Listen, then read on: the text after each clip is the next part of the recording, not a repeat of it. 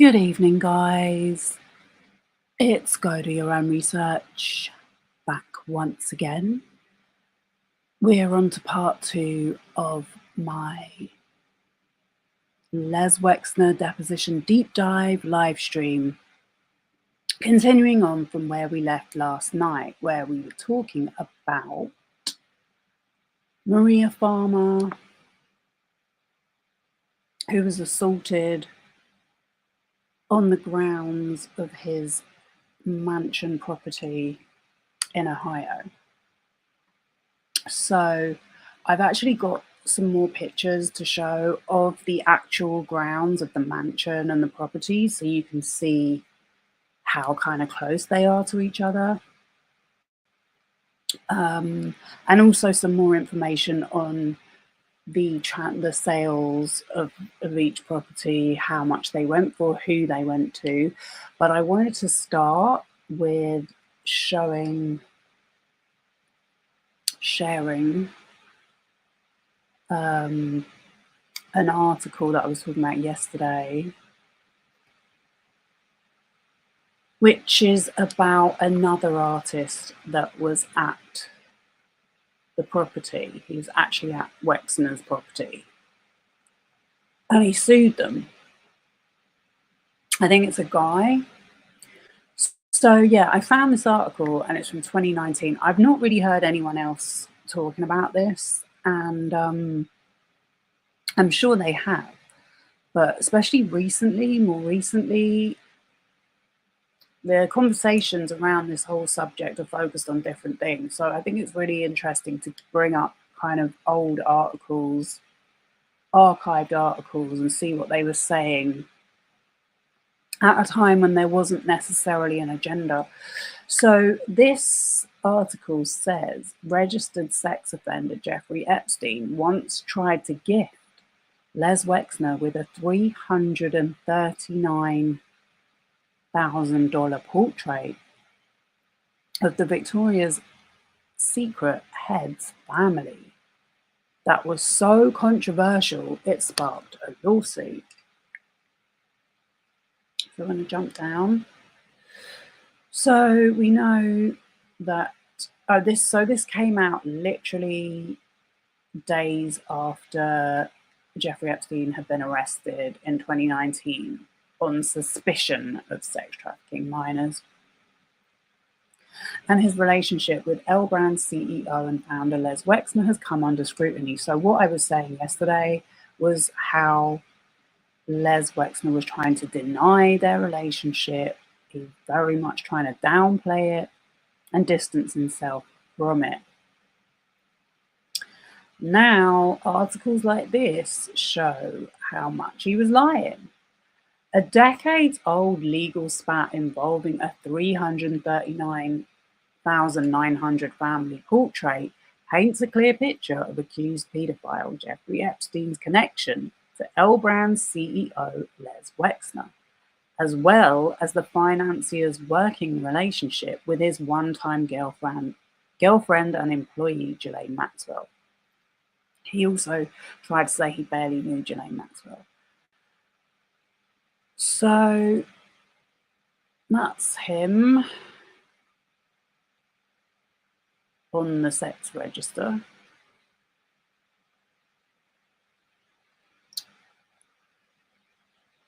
So we know that they met in the 1980s, and this happened in the 2000s.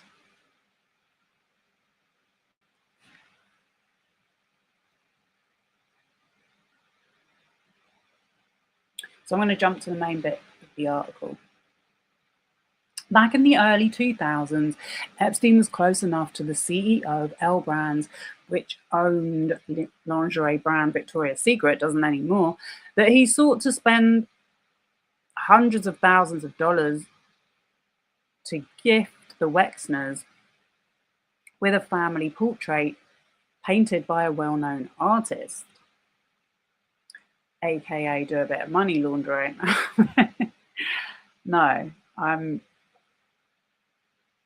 kind of joking, kind of not. Business Insider reviewed court filings pertaining to the late artist Nelson Shanks' 2002 lawsuit against Wexner, his wife Abigail, Epstein, and Maxwell. In this lawsuit, Les and Abigail Wexner are described as Epstein's clients and close personal friends, while Maxwell is documented as functioning as an agent for Epstein. Business Insider reached out to Maxwell's environmental non-profit, the Terramar Project, which did not immediately reply. Court filings say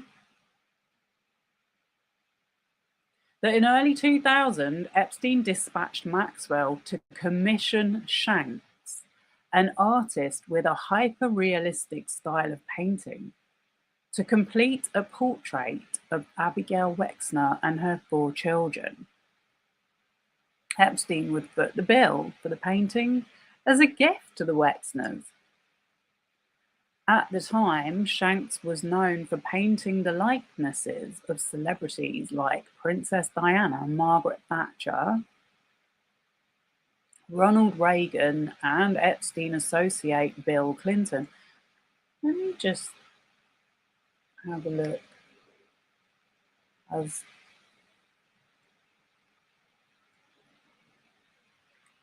his name Larry Shanks?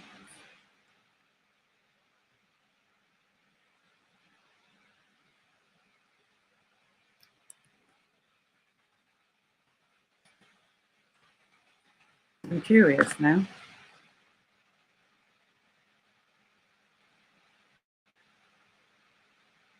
Oh, no. Yeah.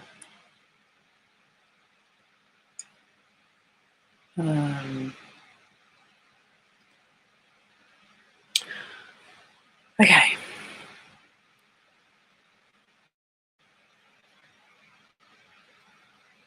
Shanks died in 2015. Business Insider reached out to Shanks' estate through the artist's website. According to a filing in the case, Epstein initially met Shanks through the New York Academy of Art. The lawsuit lists Epstein as a trustee of the school. You see how this works? You see how this works?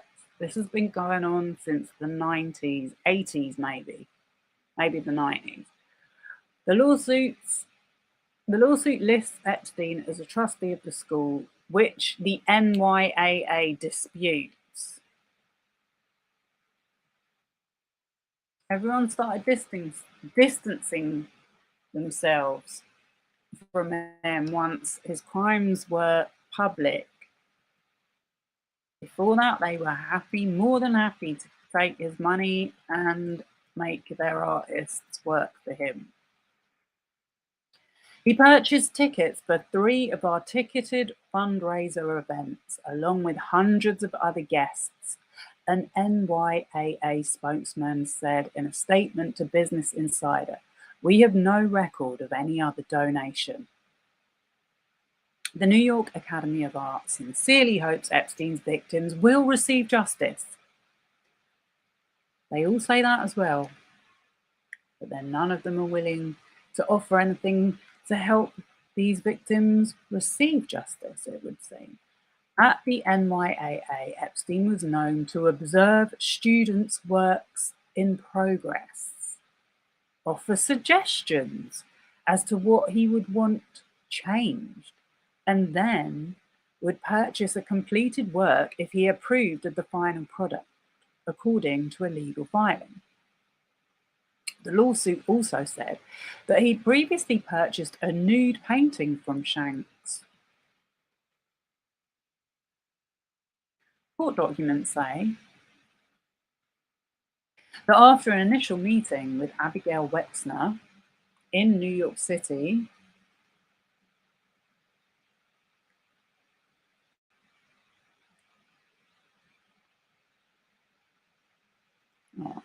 I just searched for Larry Shanks, but it's not showing me. Many are office.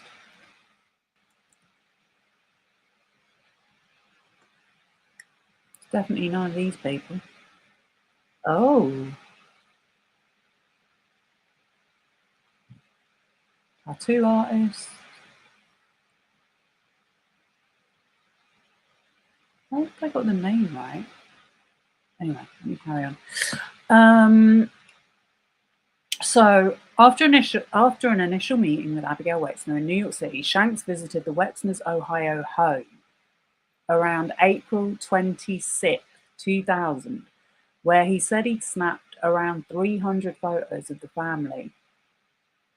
The artist claimed in the lawsuit that he was given limited access to Abigail Wexner and her children during his 2-day stay.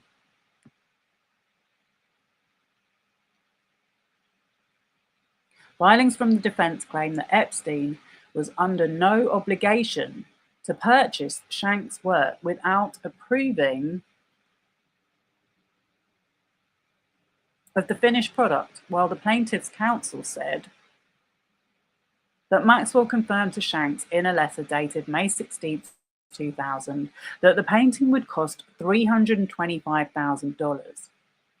Later communications bumped the cost up to $339,000 to include a $14,000 antique 18th century frame and $900 for a crate, according to a legal filing.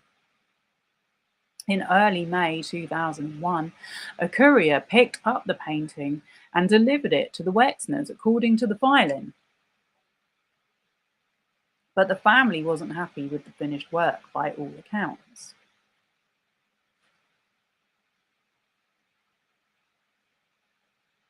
In the lawsuit, Shanks said that the family's assistants communicated the Wexners' dissatisfaction with the poses of the children, their relative ages and sizes as portrayed, and expressions of the subjects, including Abigail Wexner herself. That's them in a gallery. Defense put it in more colourful terms, saying that the artist had created an inherently impersonal, inaccurate, and disturbing painting that rendered the Wexner children as unrecognisable to their own parents. Shanks later told a Pennsylvania newspaper that Abigail Wexner wouldn't look at my painting, according to a 2004 Philadelphia Magazine profile. Epstein refused to respond to Shanks's subsequent invoices, a move prompted by both the Wexner's reactions and his own displeasure with the painting, according to filings in the case. But Shanks later told Philadelphia Magazine that he believed that the whole situation arose out of his ridiculing of the family's $41 million Picasso painting. They purchased Picasso for $41 million, which is a nice picture that ought to be worth, at least $50,000. Just to make them happier, I included it in their painting, he said. By the way, I don't know if it's widely reported, but Picasso was a woman abuser. That same article reported that Shanks told Allentown's Morning Call that the Wexners were looking for cheap expressions and corn. Oh, okay. That's one of his paintings.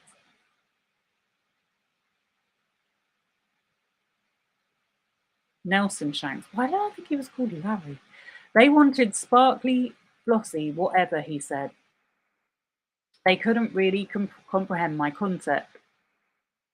But the defense expressed dismay that the Wexners were even named in the lawsuit, writing in a filing that given Epstein's intent on gifting the family the portrait, their inclusion unfortunately evokes the old adage that no good deed goes unpunished. In the lawsuit, Shanks requested $39,990 plus damages for the hundreds of hours he spent on the work. You would no more go up to Leonard Burston and say, I'll tell you what, you perform for us in the Philharmonic Hall or Carnegie or whatever it happens to be, and if we like it, we'll pay you, Shanks told Philadelphia Magazine. It doesn't work that way. 100%. 100%.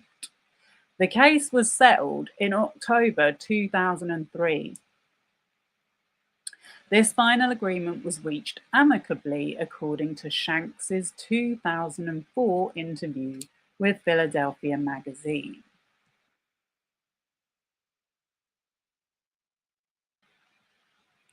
So,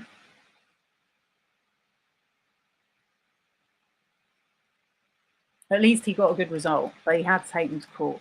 These are people that are supposed to be benefactors of the arts,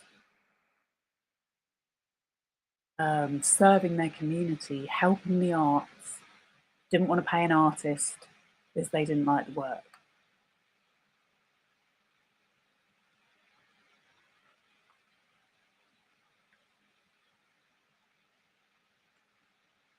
Okay. So let's have a quick look at his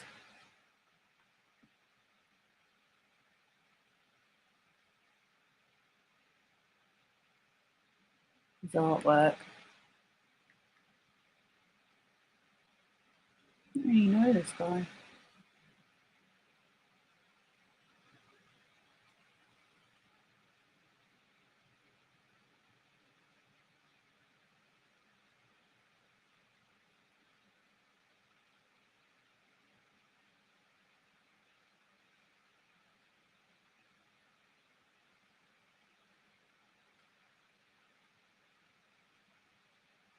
Looks pretty good.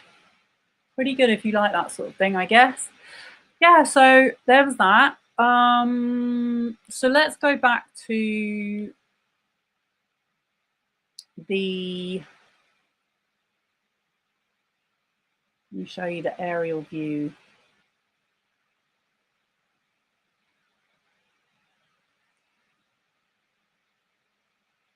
This is where he was working.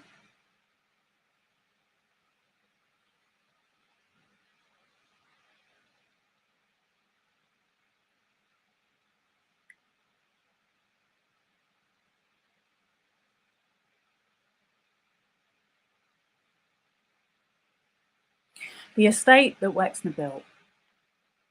This map shows part of L Brand's CEO Les Wexner's estate in New Albany, which includes 2 houses that were involved in some of the most expensive residential real estate transactions in Franklin County history.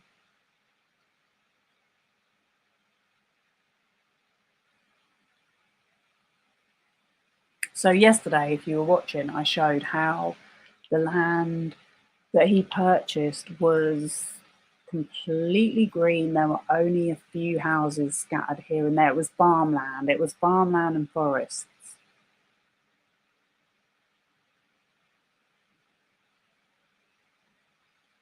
Until Wexner came along and ruined it. So he purchased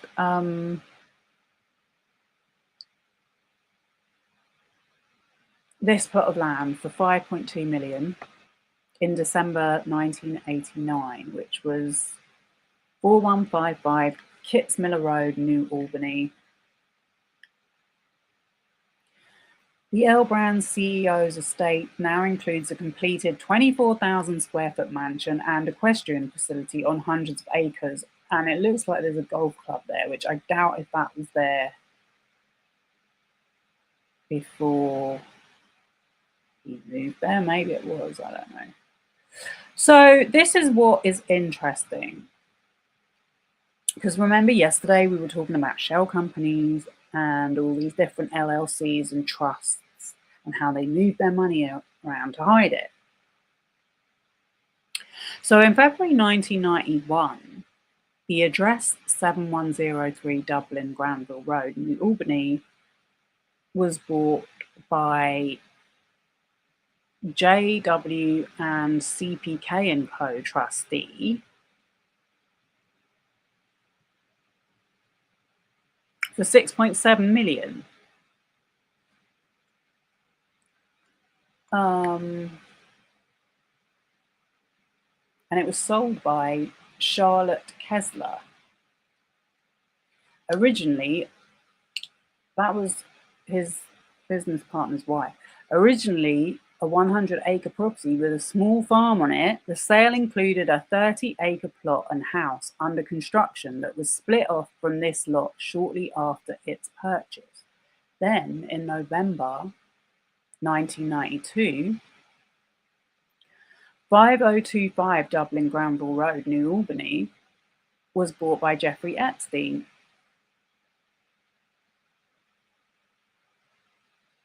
And it was sold by the people that bought it in 1991 for less money. The 30 acres and house, see on the map, that's that one.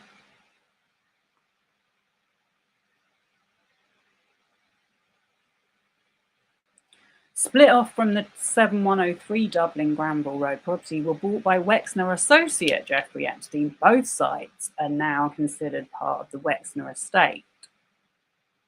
Yeah, so that's 1992. In 1998, we have an $8 million sale by Jeffrey Epstein to HHD&B LLC, the same address.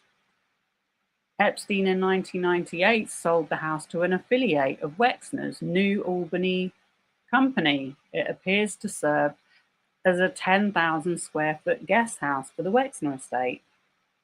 There it is, yeah? So that is the house where Maria said the assault happened and where they held her. They said she couldn't leave. You can see how isolated it is. The road there, literally, we're going to see on the map in a minute, goes up to his house up here. But yeah, she said she was prevented from contacting the police, or the police said they worked for Wexner. We're going to actually show that bit of the deposition. And she was threatened and said she had to wait there until her family came to get her.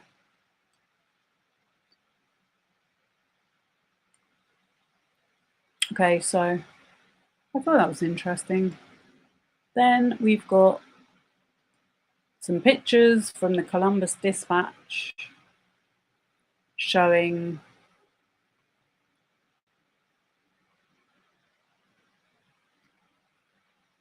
the gatehouse.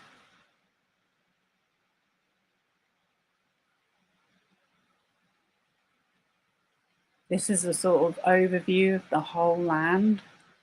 So you can see there's no one near where he lives, apart from this little house here. Yeah, that's the same house I was just talking about.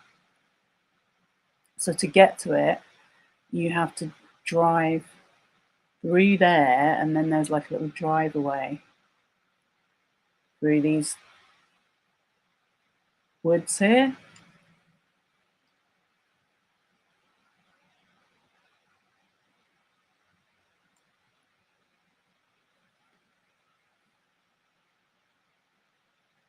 Look how near it looks there. Oh no, that's the gate. Sorry. No, there it is. Looks pretty near there. Yeah, I think you have to drive through there to get to it.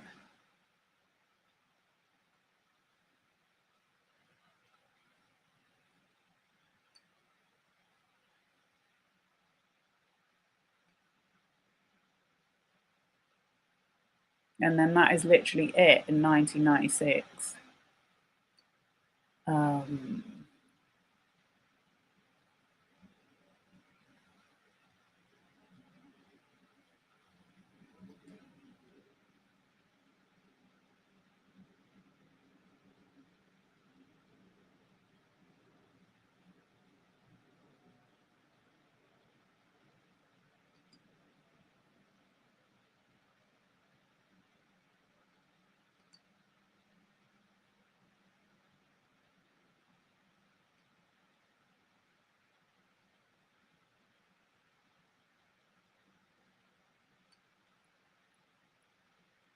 security, caution, canine protected. They've got guard dogs, says on that sign. Caution, canine patrolled signs posted. Okay, so yeah, that gives you a lot more of an idea of what it looks like even now. It was in 2022, and that's them with their Picassos.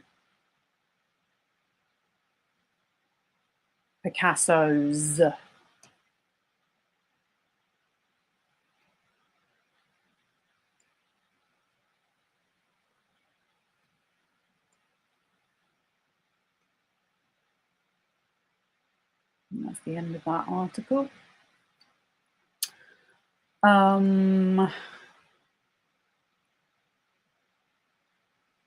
So this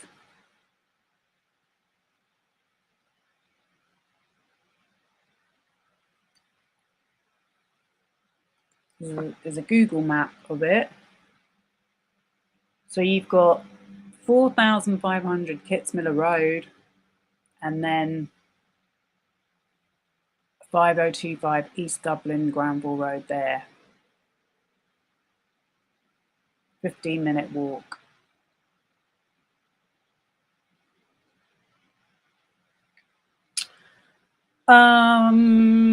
Okay, Epstein's second New Albany property would be a focal point of a civil lawsuit with claims of sexual assault. He bought the home at 5025 East Dublin Granville Road for $3.5 million from JW and CPK and Co., a Kessler and Wexner company, according to a Franklin County auditor records. The building is around a half a mile away from Wexner's mansion and massive plot of land.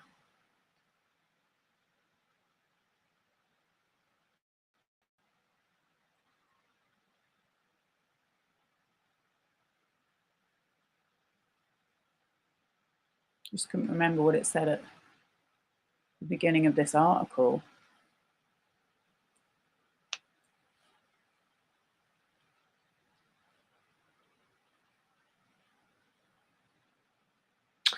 While wielding Wexner's power, Epstein was seemingly closely involved with the company responsible for New Albany's transformation as well. Business records from the Ohio Secretary of State showed Epstein named as a president of the New Albany company alongside Wexner in 1998. While Wexner was largely the main financier of his developments in New Albany, a 2002 profile of Epstein in New York Magazine said he contributed a few $1 million of his own capital to the project as well. The article also quotes an investigator who called the groundwork of the New Albany construction a mess before Epstein's arrival and subsequent cleanup. I just feel like something dodgy was going on here. Throughout the 90s, as he took part in New Albany's company's project, Epstein owned at least 2 properties in town.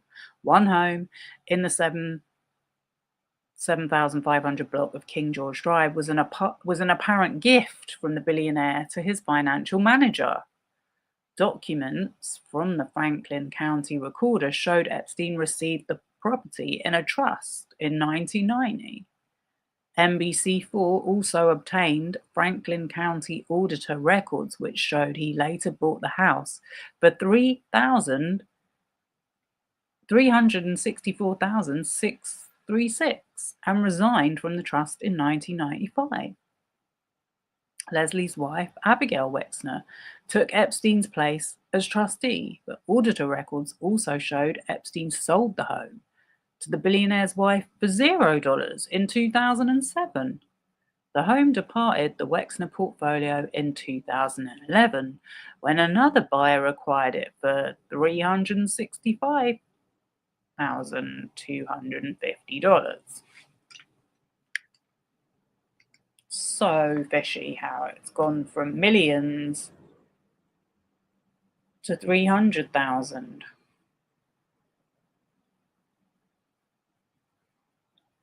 A former Epstein employee lawsuit accused him and his longtime companion, Ghislaine Maxwell, of sexually assaulting her while visiting this home in 1996.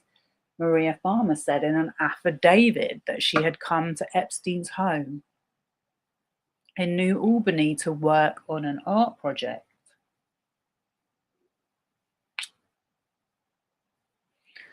When she tried to run away from the home, Farmer said security guards from Wexner's team refused to let her leave for around 12 hours. Farmer agreed to dismiss the lawsuit in 2021 after the dead defendant's estate made her an offer through the Epstein's Victims Compensation Program, according to federal court documents. The lawsuit prompted calls on Ohio State to investigate Wexner's wife, who was a university trustee at the time. Her time on the board ended in May. A source close to the billionaire said in 2019 that Wexner himself had no knowledge of the situation Farmer described.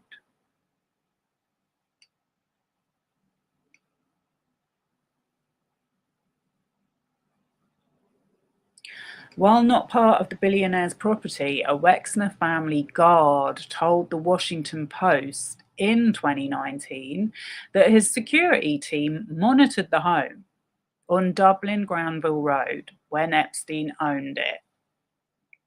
Since 1991, it has been surrounded in nearly every direction by property personally owned by Wexner or one of his or Kessler's companies like White Barn Organics and JW and CPK & Co. White Barn acquired the land on the west border in 2010. To get to the home, Franklin County auditor records showed a visitor has to take roads through either Wexner or JW and CK & Co. land. Epstein sold the house in 1998 for $8 million to HHD&B LLC. Business records from the Ohio Secretary of State showed this entity has the same mailing address as the New Albany company.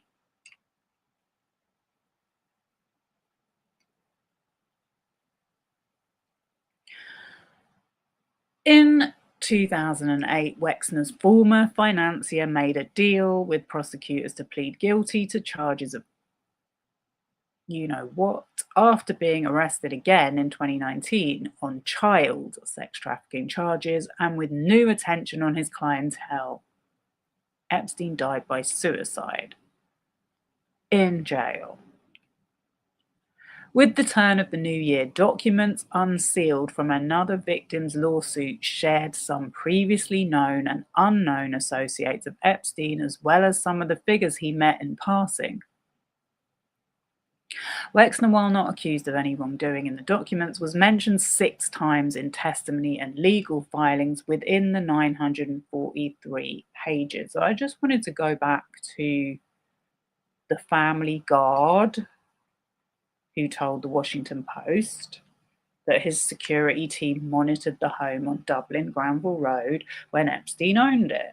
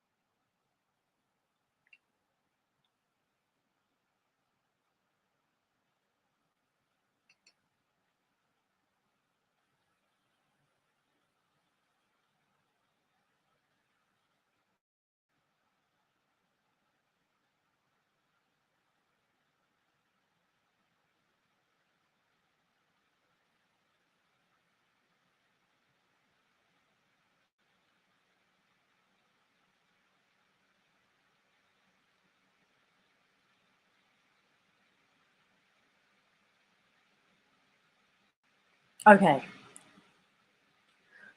we are going to turn to, sorry about the gap.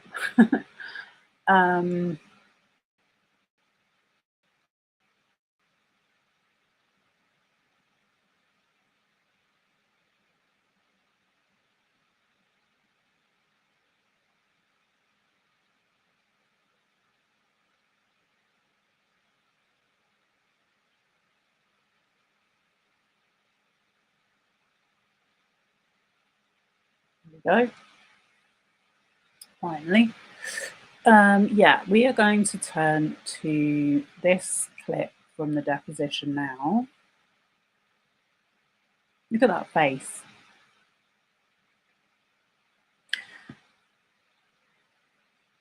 This guy has been involved in so much shady shit all his life. But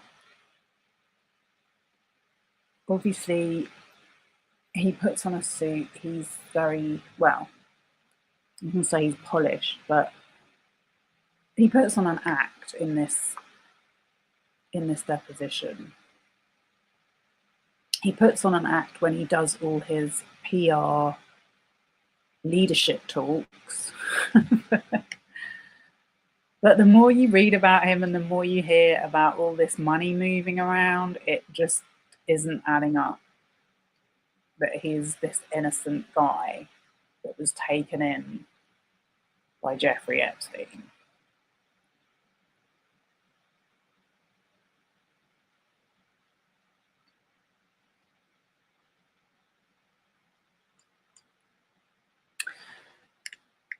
So let's see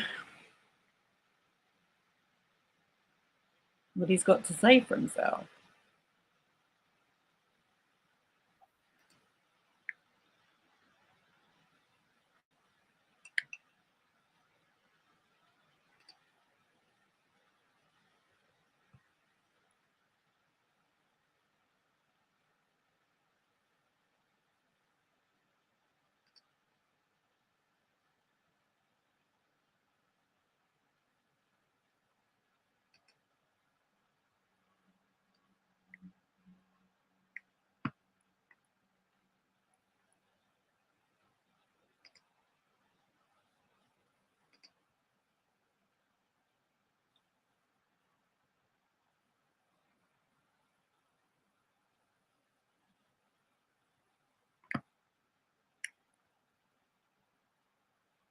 Of your security staff told the Washington Post that that was accurate, at least at the time, which I think was 1996. Do you have any sense of why this home, that at that point was not on your property and wasn't your home, would have been guarded by your security staff? Objection to the hearsay, but answer.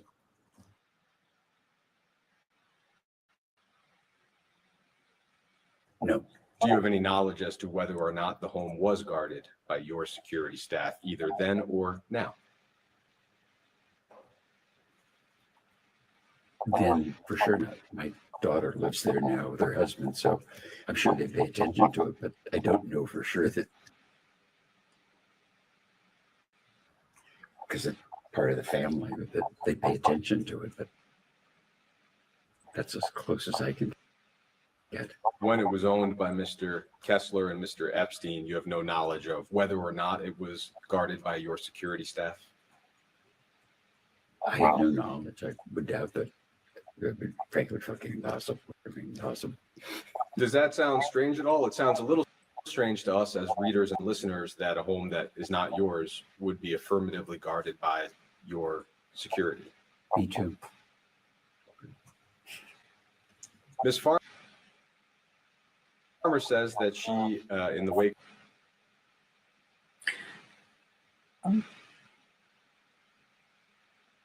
Yeah, so I noticed. I have a 134 IQ. I make less money than friends who barely I noticed passed high school. Here's what I finally discovered. Shut Last up. week, a kid.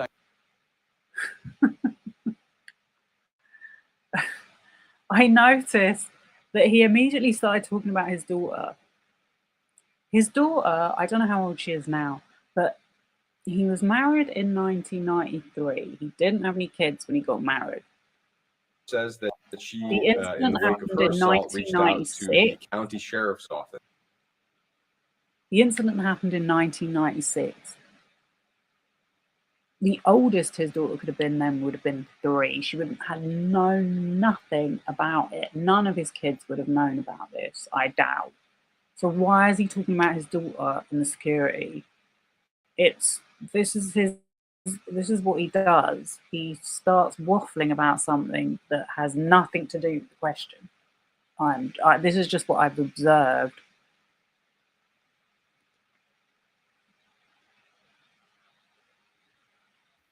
And that she was told, quote, "We work for Wexner." And the sheriff's office confirmed that at that time they were contracted to assist with your security detail. Do you have any sense of why that would have been the case? Same objection to hearsay. The answer.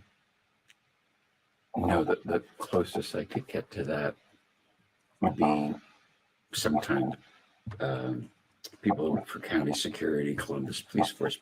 We would use part-time police, like at entrances or patrolling, but not. They wouldn't have been employees of ours. So it's possible, but I didn't. It's weird. I don't know. A complete reach again, because everyone knows what that means. In fact, Virginia Giuffre said the same thing. She said when she was first around at Jeffrey Epstein's when she was a teenager, that's what he used to say to her. I own the Palm Beach Police. We know what that means. It means I'm protected by the police.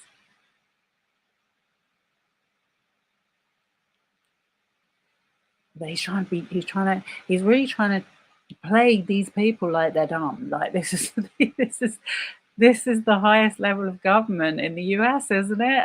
And us lot who've been hearing about stuff about him for years and years and years. The sheriff. Could you elaborate for a moment on what would that part-time role have been? Like a special event? They would be at the entrance? Yeah, it would have been special events. That's very accurate. Okay. Ms. Farmer says that summer when she wanted to leave the home, she had to call the main house, your house, and ask for your wife's permission. Do you have any knowledge about what?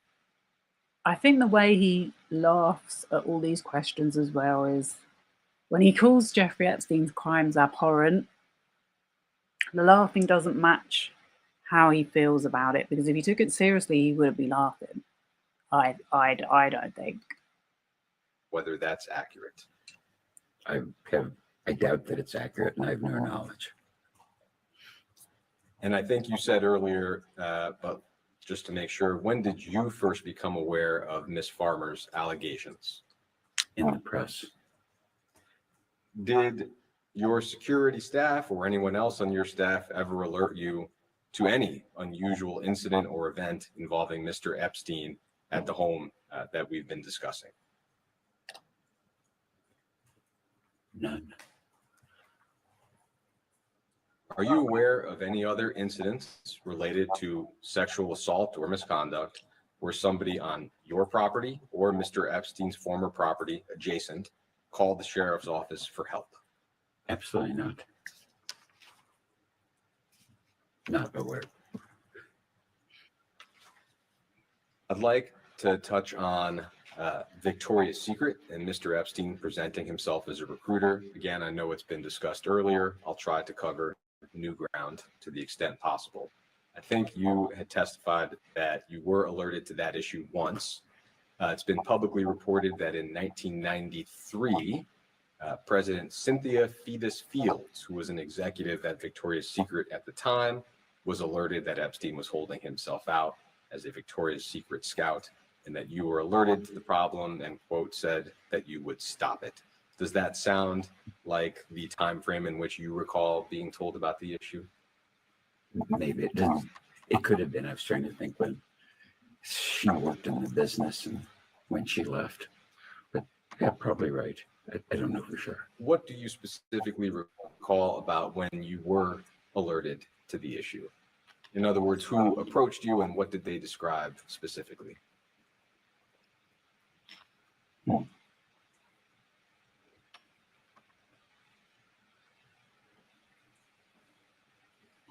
Something like Jeffrey's trying.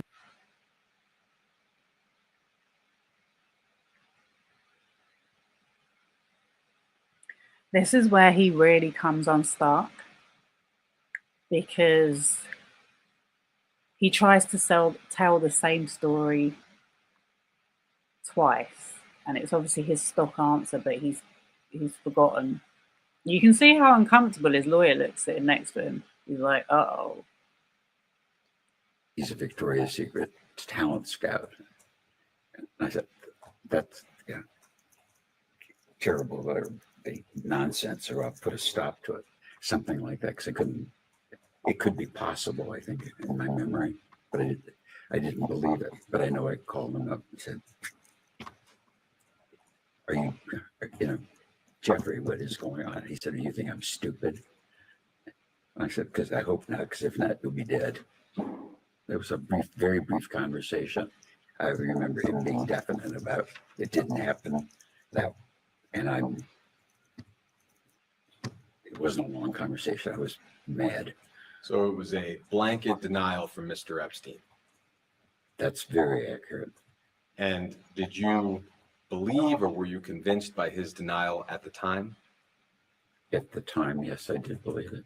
So is it right that you were no longer upset following that conversation because you believed that he had not, in fact, held himself out as a scout? That's accurate, yes. That's how I felt. Do you recall whether you had the impression that your executives simply made the story up?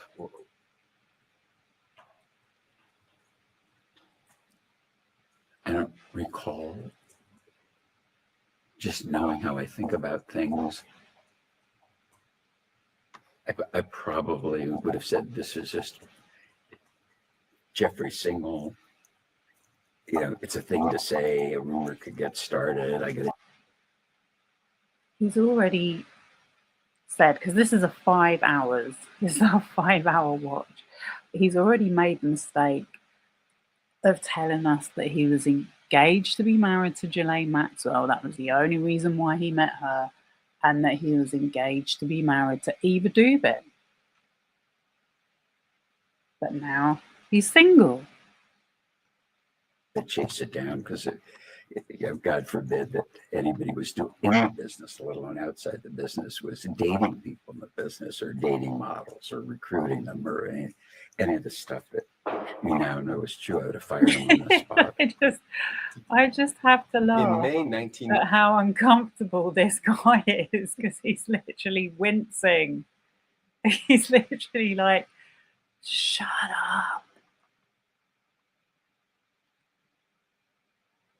1997, a young woman named Alicia Arden says that she was introduced to a man who identified himself as a talent scout for Victoria's Secret. That was Jeffrey Epstein.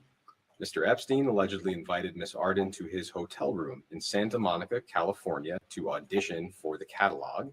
When she arrived, Mr. Epstein grabbed her, tried to undress her, and said he wanted to, quote, manhandle her. Miss Arden fled in tears and filed a police report. It's one of the earliest allegations that are known against Mr. Epstein. Yeah. Were you alerted to this sexual assault at the time? Same objection to hearsay, but go ahead. Kind of the same answer. I don't know how I knew about it. And called Jeffrey, like, what the hell's going on, Jeffrey? And I was like, do you think I'm stupid? Yeah. Like, this was a bad girl.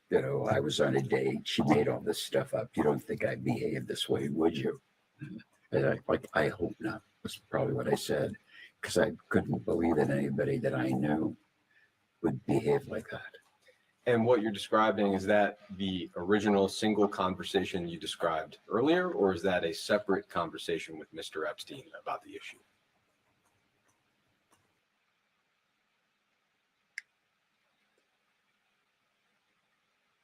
And yesterday we talked about how in 1992 he hired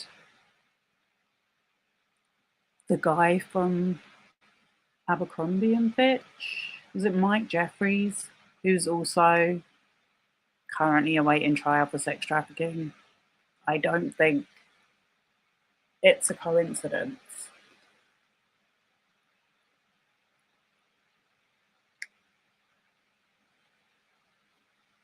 Apologies for the adverts.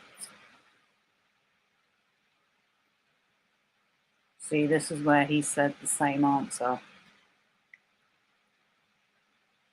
And he gets called up about it. Pulled up about it.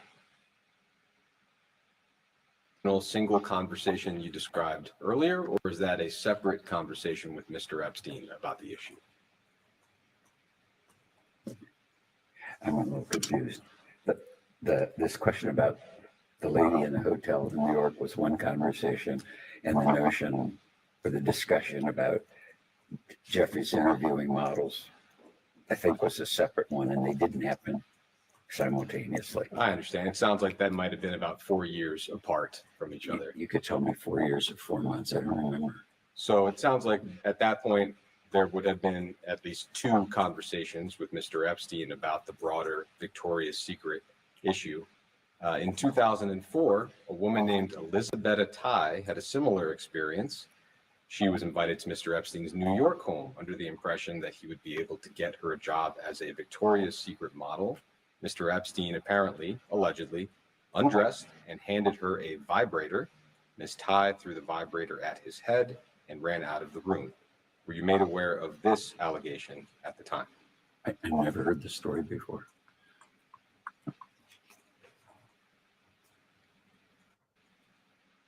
In 2005, the New York Post ran an article describing a Romanian model who allegedly landed a gig at Wexner's Victoria's Secret brand thanks to Mr. Epstein. Did you have any knowledge about models who actually acquired jobs at Victoria's Secret directly or indirectly through Mr. Epstein? No, but I didn't. Any interview with pick models, that wasn't what I did. No one in the business did. But just to phrase it clearly, to your knowledge, did Victoria's Secret ever hire or contract with a model at the recommendation of Jeffrey Epstein? No, I can't imagine they did. No, I wouldn't know if they did, but the way that we handled our marketing, it couldn't have happened. That I think I would have known because it just wasn't the practice. Could I ask one follow-up question with respect to that second conversation and the young woman named Alicia Arden? I know they were a few years apart, but if you recall, was there any part of you that doubted whether Mr. Epstein had been truthful in his denial with you the first time?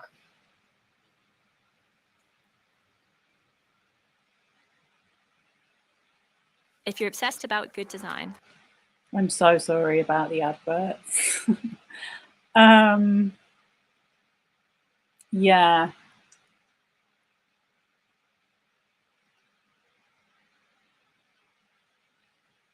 Hello, Never Believe a Lie. Have I watched Noor Jasmine? There was a supposed cult where 2 Russian... I have watched some of her videos, yeah, not for a while. She did a video about Suchir Balaji.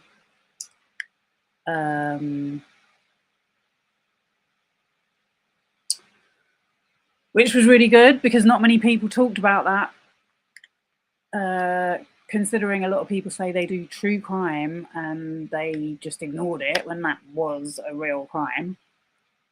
There was a supposed cult where 2 Russian models involved with Epstein committed suicide. It wouldn't surprise me.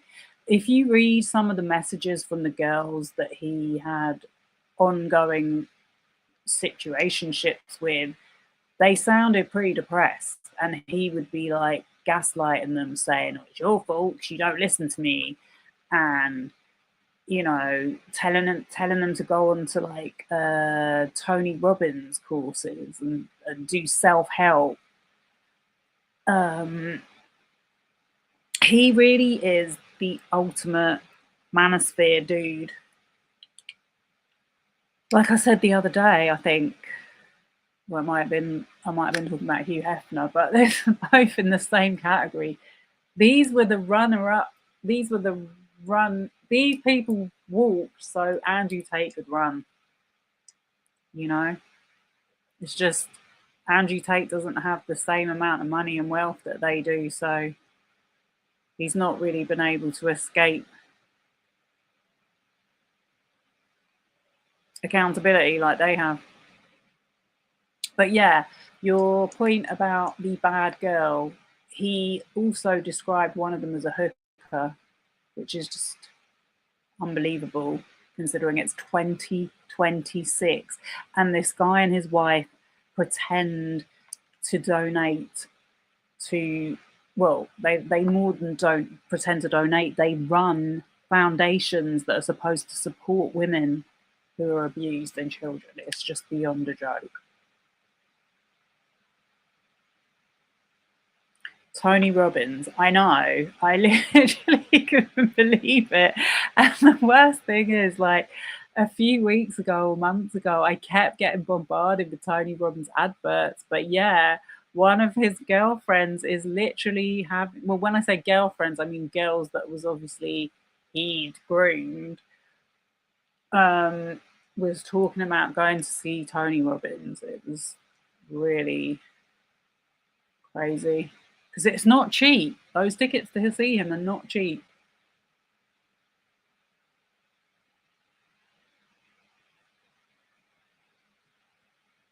You got spiked at Soho House. Yeah, I mean, GHB, there has been, I think a lot of these deaths of women in hotel rooms is because of GHB, because it's lethal. If you've never taken it before, it takes a very small amount. And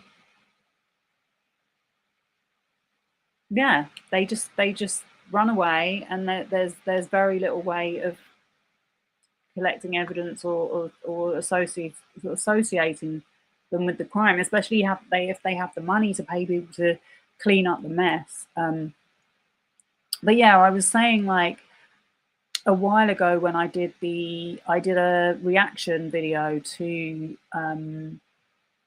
Alex Novel. Alex Novel had made a video about Ethan Klein, about how he hates women. And I said that one of the first Alex Novel videos that I watched was, because he's like an actual video maker, he's not a YouTuber, was about this guy, World of T-shirts, and how this ex-pimp who's been in prison for being a pimp kind of took this young guy who's like a teenager under his wing and started making money out of him doing live streaming, because he had like so many followers on TikTok. And come to find out, a teenage girl died after being in that guy's apartment. And to this day, no one has been charged with her causing her death.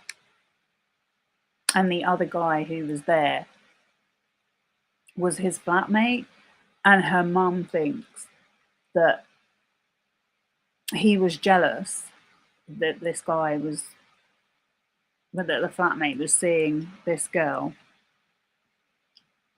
and he apparently offered her water with GHB in it, and she didn't want it, but somehow he spiked her drink, and then she ended up dead. So that's a real life case that that has been talked about. There's probably countless other situations that have gone down like that over the years.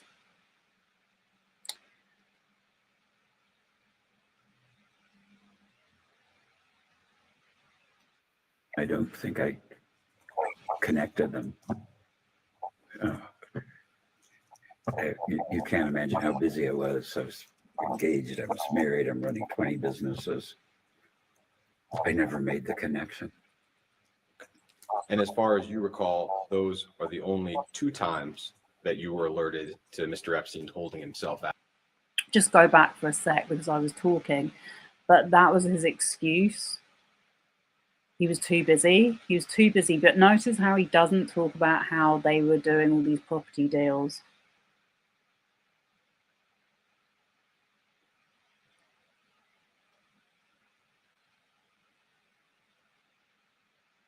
Follow-up question with respect to that second conversation and the young woman named Alicia Arden.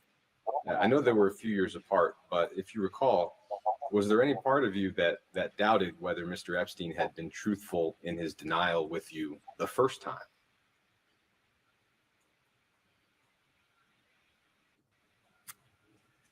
At the time, I don't think I connected them. You can't imagine how busy I was. I was engaged, I was married, I'm running 20 businesses. I never made the connection. And as far as you recall, those are the only 2 times that you were alerted to Mr. Epstein holding himself out as affiliated with Victoria's Secret. Those stories, yeah. It's been reported that following Mr. Epstein's arrest in 2019, the limited company, L Brands, retained 2 different law firms were retained to investigate Epstein's affiliation with the company. We're not aware of those reports ever having been made public. To your knowledge, were those investigations completed? When was it? This would be after the arrest, so in 2019 and 2020. I'm not aware that the board investigated Jeffrey. And I think the first law firm investigation was for the board, broadly speaking, and then some individual board members engaged a law firm to perform a second investigation. But it sounds like you have no knowledge of either investigation. I found out about 2 weeks ago that from one of our ex-board members that he had hired Kroll to investigate Jeffrey, and I never knew it. Could you elaborate on that just a moment? In other words, a board member describe what exactly? Well, this was 2 weeks ago. That he was worried about Jeffrey, and he asked Jules Kroll to investigate him. Is Jules Kroll An investigator, white collar criminal. He was a Justice Department, FBI kind of a guy that started his own. I think it's the largest international and private investigation firm in the world. And so he said, and I said, so what happened? And he said, he didn't think Jeffrey was a good guy. And I said, what else? He said, that's all he would say. He said, just not a good guy. And he said, he asked him for specifics. And Joel said, I don't have any specifics. He's just not a good guy, whatever that meant. Do you recall approximately what time frame the Kroll review was undertaken, or how was it described to you? Well, the way it was described to me is the board member asked Jules Kroll. He didn't tell me it was a board thing. And so it must have been, I don't know, about 19 or 20, because I know when I retired, I know when and I think I know when COVID was and all those things that happened, but I had no knowledge of it. And I was quite frankly, it made no difference to me, but I was kind of surprised that somebody on the board would investigate somebody and not tell me, or, as the founder, principal, whatever. They didn't, which is probably a good thing. That bit, it was like, oh my God, this dude is so bad at lying.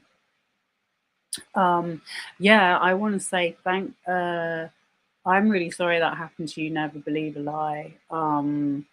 I think so now we're a lot more aware of drinks being spiked, but back in the day, like, people literally didn't even know that kind of thing happened. It's only been much more recently that we've come to find out how common it is. But it shouldn't even be like that you can't even leave your drink when you go out, just in case someone puts something in it.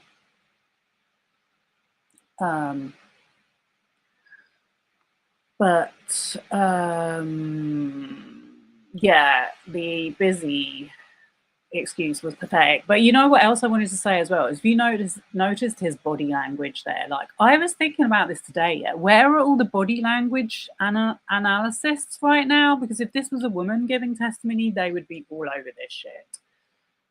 Haven't really seen any, but I just thought it was really interesting that there's a letter which they're going to actually read out in another bit of transcript that I'm going to show in a sec.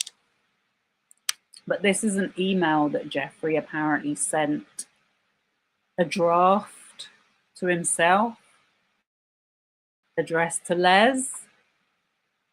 We don't know when it's dated. But look what it says down the bottom.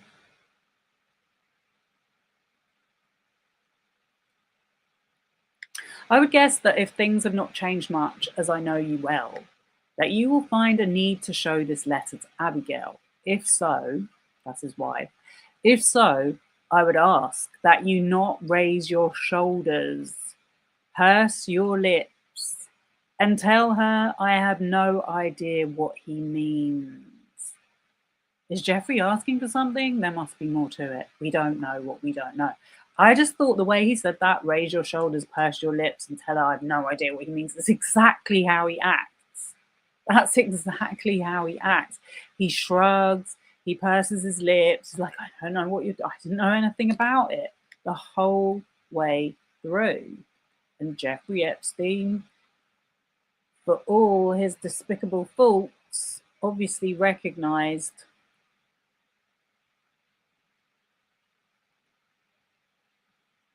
how he acted.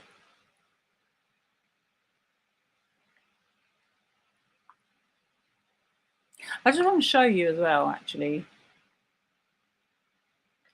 I don't know when there's a good time to show this. But, oops.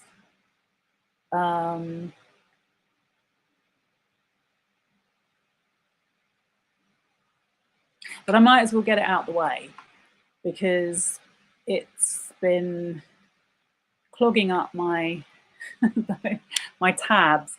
But I just thought, okay, so I've come across all of these old videos of Wexner from like up to 15 years ago, before he knew this was all coming down the pipeline. But I do think he made a serious effort after 2007 to try and rehabilitate his image and distance himself from any of the stuff that he could have been associated with.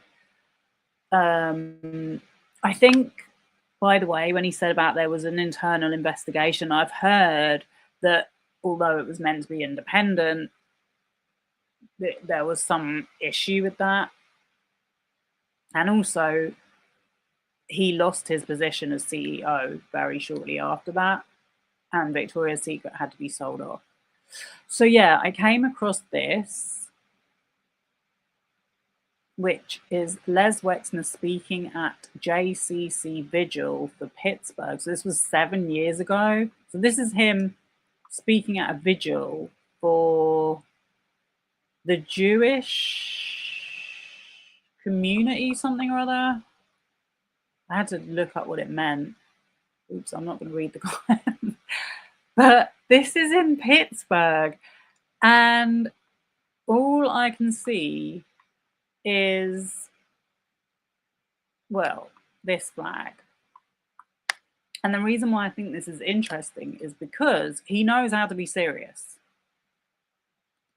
In my mind today, yesterday was a very full day, the opening of the National Veterans Memorial, and it was an exciting day. And then in the midst of all that, heard about the tragedy in Pittsburgh. And I didn't know what I would be doing today. I guess early in the week, I thought I'd be watching a Pittsburgh football game and having a normal Sunday.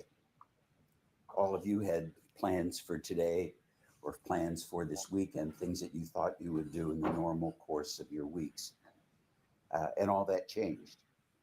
This enormous tragedy I see people waving in the back. Is that because you can't hear me, or does that help? Oh, good. I tend to mumble. I'm sorry. And I stopped by the office today, and I was telling Abigail, I just pulled up and started to cry. Coming over to our headquarters, periodically the flags are at half mast.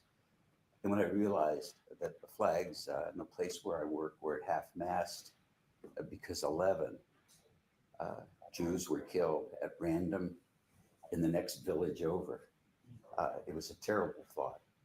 And the randomness of that, I mean, the next city to the east, and it's comparable to our city, is Pittsburgh.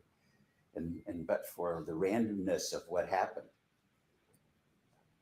it could have been us, and it could have been any of our congregations. It's about as close as it gets. And I thought about what to say, and I went back to basic American history, and I'm going to tell you a short story. I think it's relevant to today. On the creation of our country, in writing the Declaration of Independence way back in 1776, one of the great debates that was recorded was that this should be a Christian nation. The founders.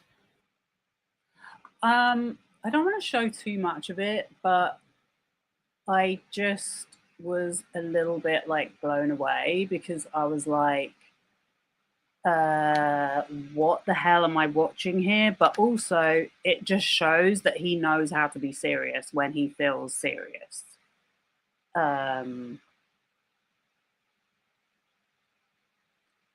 So, and then he starts going into a whole thing about the founders of America and what's his name?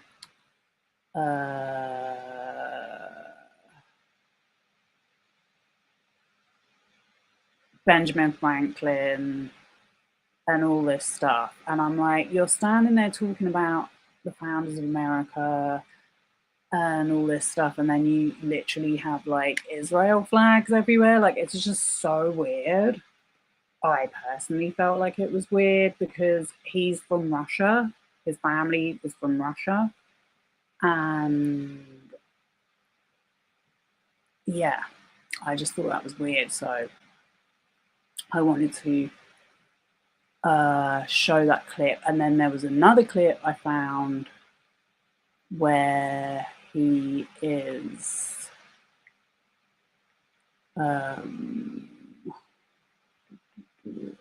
wait for that to load.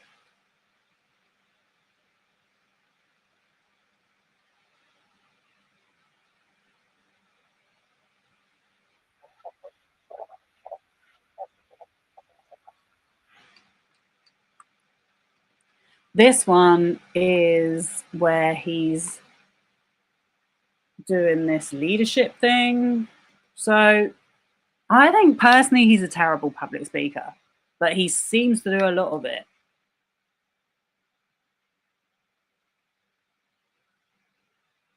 But this is where he speaks about his wife as well. And again, I want to welcome all of you here, echoing Joe Nye's remarks here in the beginning, that we're delighted to have so many members of the faculty and to have so many Wexner Fellows here and others. Oh, and also, this is at Harvard. Yeah, which is, remember when Epstein used to walk around in the Harvard sweatshirt? 17 years ago, this is. Corporate luminary and CPL benefactor. Leslie Wexner discusses business leadership and public service with CPL director David Gergen. This is the cheek of this guy. This one as well, I've watched, leadership series. There's loads of them.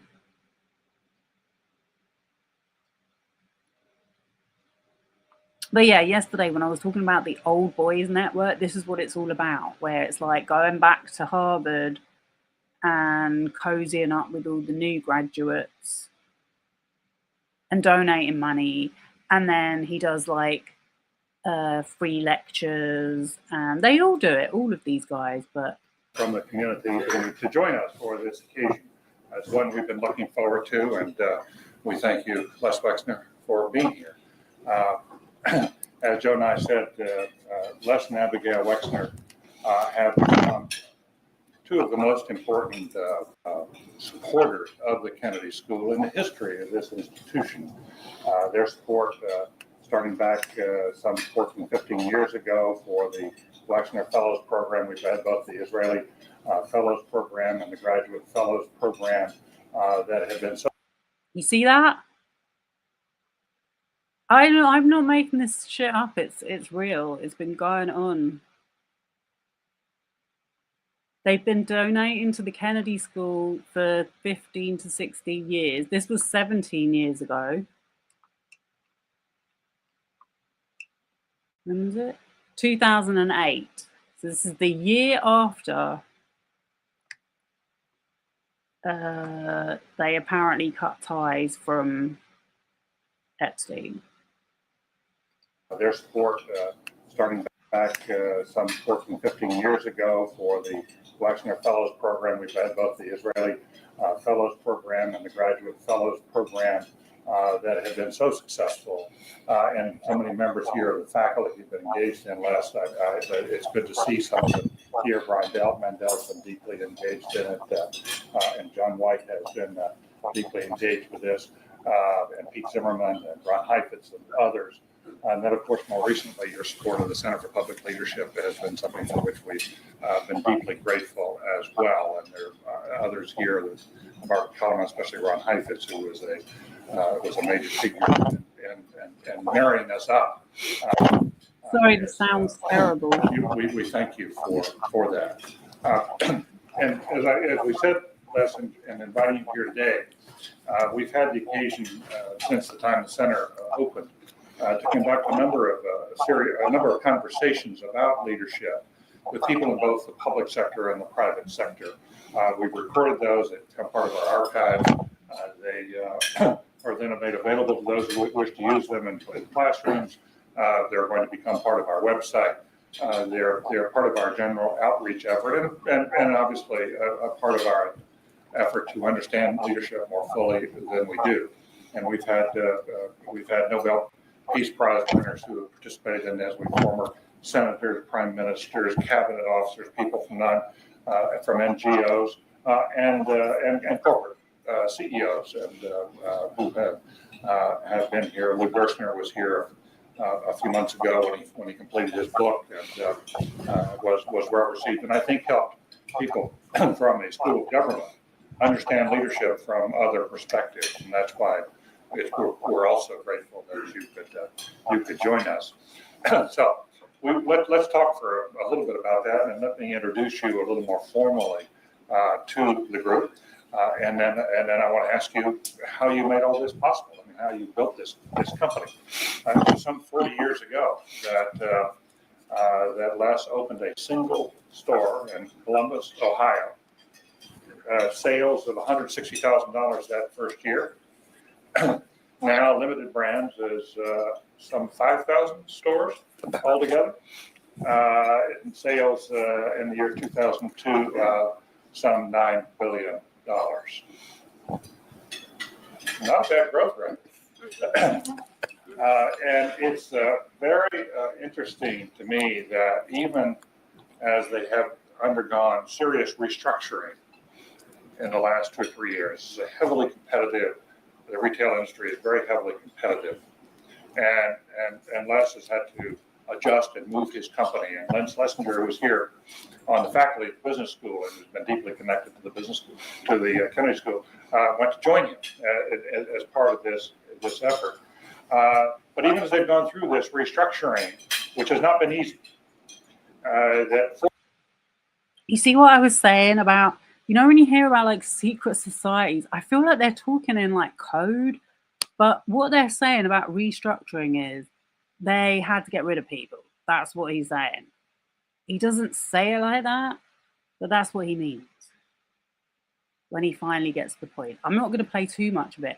I thought he actually introduced his wife, but maybe I imagined it. Fortune recently conducted a survey of the most admired companies by field, and in specialty retailing, limited brands right up on top in terms of admiration. And that's an interesting story in of itself. As this company has grown, Les Wexner has increasingly devoted himself to community and philanthropy. And has become deeply woven into who he is as an individual. And when he and Abigail were married 10 years ago, and she came out from practicing law in New York, where she was the major law firm there, she came to Columbus. They've had 4 children since Mother's Day yesterday. Probably was a wild scramble in the Wexner household in New Albany. Just as Les has, Abigail has become deeply engaged in community commitments. She's very, very involved in United Way. She has spent a great deal of her time now. United Way. Working with battered women and disadvantaged children, and has created an organization in Ohio that's rapidly becoming the leading children's advocacy group in the state of Ohio. And she's been engaged in many other activities. But Abigail, why don't you stand so everybody can see you, please?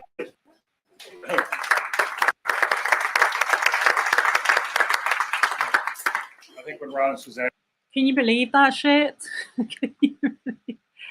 She is mothers and children's advocacy. It's really crazy. Okay, so let me just tell you about United Way. Because I look all these things up. I'm like, this tells you so much more than you could ever imagine. United Way is an international network of over 1,800 local non-profit fundraising affiliates. Prior to 2015, United Way was the largest non-profit organization in the United States by donations from the public.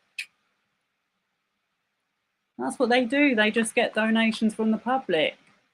Meanwhile, they're covering up sex trafficking. Unbelievable. I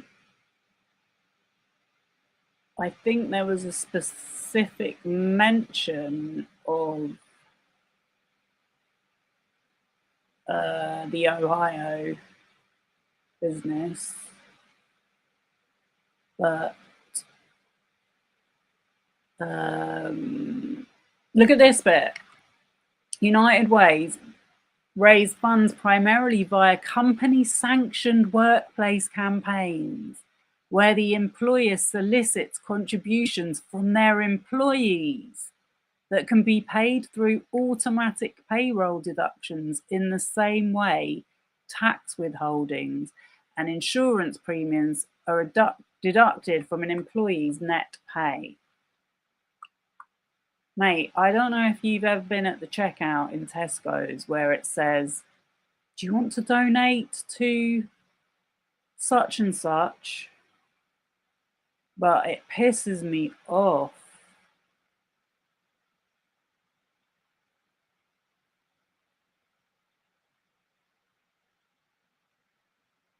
So it goes right back to their history, but anyway. Then they had a scandal in 1990. An anonymous tipster sent a note on United Way of America letterhead to several United Way directors, including the board chairman Edward A. Brennan, alleging that the United Way of America CEO William Aramoni had affairs with 2 sisters, one of which was a teenager. And he was using the charity's money to keep the women quiet. I swear to God, you could not make this ish up. It was later found that Aramoni used the company's dollars to fund luxurious expenses, including flights on a Concorde and $90,000 for his limousine service. Aramoni had spun off 2 for-profit enterprises using United Way of America funds.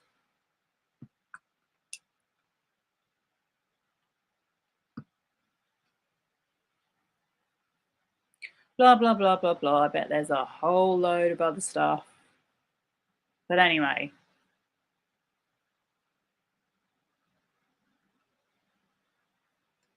That is what Abigail Wexner does, okay?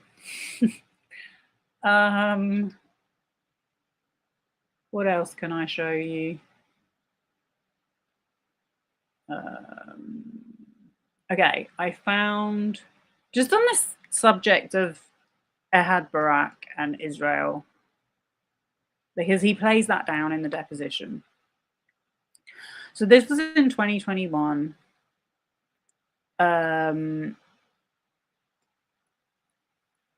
Israel High Court rejects petition to open criminal investigation against former Prime Minister Ehud Barak. So that was like literally a very good friend of Epstein's. Like, you could not deny it. He's in so many messages. And like I said yesterday, Virginia said in her book that he was the person that she's kept the name quiet. But he was a former minister and prime minister that essayed her twice. She said to Epstein, I don't want to see that guy. And then he tricked her into seeing him again. But yeah, High Court rejects petition to open criminal investigation against former Prime Minister Ehud Barak and Wexner Foundation. On December 29th, 2020, Israel's High Court rejected outright a petition by current Prime Minister Benjamin Netanyahu to open a criminal investigation against former Prime Minister Ehud Barak and the Wexner Foundation. I wonder why. I wonder why he did that. Ehud Barak is a political rival of Netanyahu. The petition centers on the Attorney General's refusal to start a criminal investigation regarding hundreds of thousands of dollars paid by the foundation in 2004 to 6 to Barak for 2 research papers, one of which was never completed. Bear in mind, he's just been saying at that Harvard University that this is what they fund, while Barak wasn't in politics. According to the petitioner, however, at the time Barak received the payment, he was politically active. The payment therefore raised the suspicion of Barak's having committed fraud and breach of trust and of receiving a prohibited election contribution, because he's now running. He was running in the 2021 election, I think. The Attorney General's decision not to pursue an investigation was based on a determination by the Israel police that at the time of the payment, Barak no longer served in public office, and that in any event, the statute of limitations would have applied to the alleged offences. So that was the reason why it never got pursued, because the statute of limitations had run out. Then it said, the petitioners echoed conspiracy theories circulated on social media of an alleged left-wing interference by the US Foundation in Israel politics, which makes use of the fact that sexual predator Jeffrey Epstein used to work for it.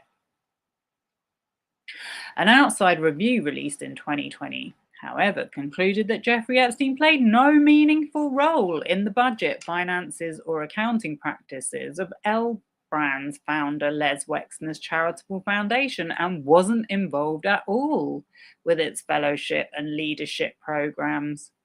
Wexner says he severed ties with Epstein 12 years ago.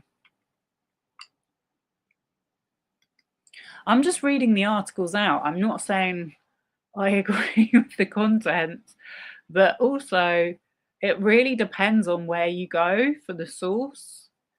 Because I think there's another article that I found somewhere else that says something different. Oh, yeah, there was this one I found as well, which is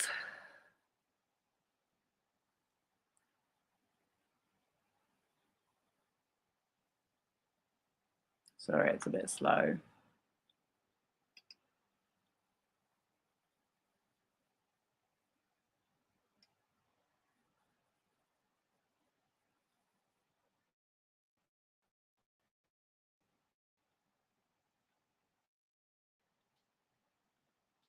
Did I record the last section?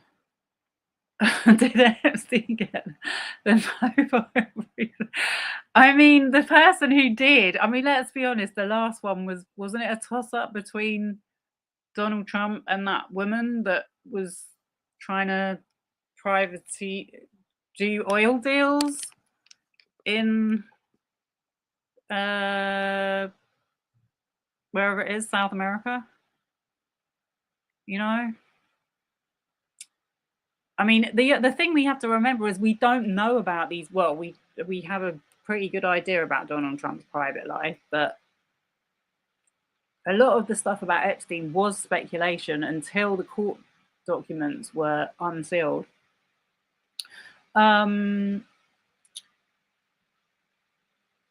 Did I record the last section of Virginia's book? I am going to do it. I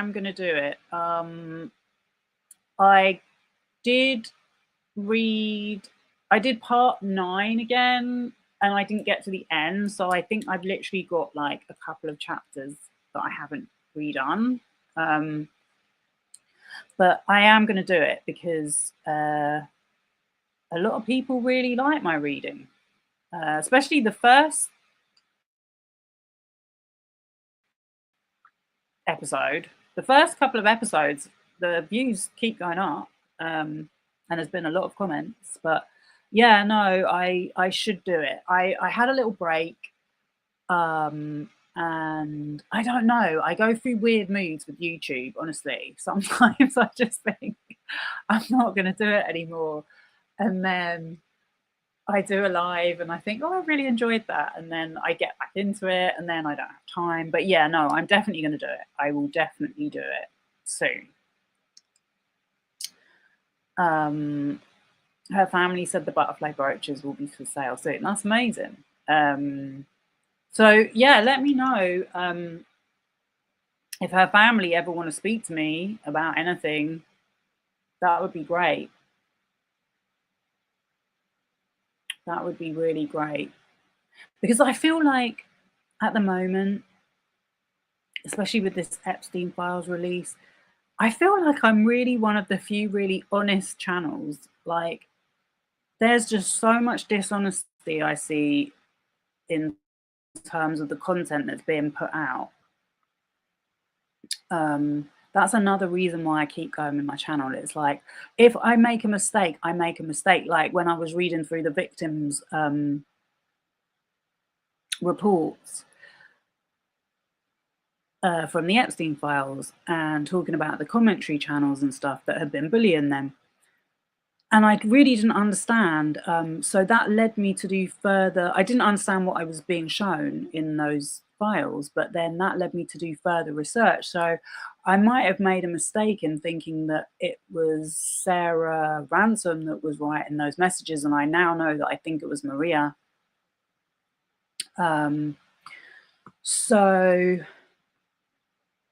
yeah, I just think at least I'm being here honest. And I have found some of the really worst channels making the most disgusting content about this stuff that is so obviously bullshit. I don't know why they do it. I really don't. It's like they're literally conning their audience. But yeah, let me just show this one comment and then we're going to go back to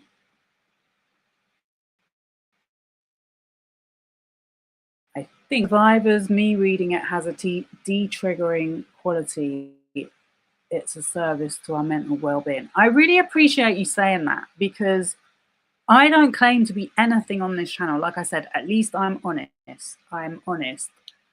I see how much as women growing up, we have been brainwashed by media, by so many different sources in how to behave and how the men causing so much of these problems were protected. And even when exposures were done by the media, it was still, the truth still wasn't really given to us. There was always elements of doubt, and it's still going on now. But yeah, I think to make a claim by a YouTube channel that you're a safe space for survivors or you're going to be able to help survivors is a really bold thing to say, especially when I find out that some of the people saying that literally have no not even right, but like no business saying that, because the communities that they fester in or are not safe at all, because then people are harassed and bullied by members of the community if they disagree with them or don't or refuse to be coerced to do things by them. And I've seen it happen with through my own experience, which is what prompted me to do a channel. So I do feel like I try and create a safe space.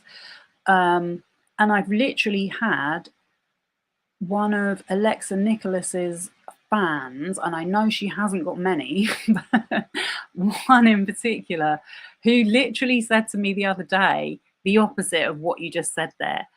And I thought to myself, well, I don't know why you're telling me that, because I've never claimed to be anything on my channel. But also, she tried to tell me that Alexa Nicholas does a lot for survivors. And I'm like, what does she do for survivors? She hasn't done anything for survivors that I can see evidence of. All I have seen is she's upset and harmed a lot of people. And I have just commented on it. So yeah, I'm really glad for you to say that. Queenie Camilla posting a portrait with Giselle Pellico yesterday. I don't know about that. What, Queen Charles's wife, Camilla? I don't know. I try to avoid watching the royals as much as possible.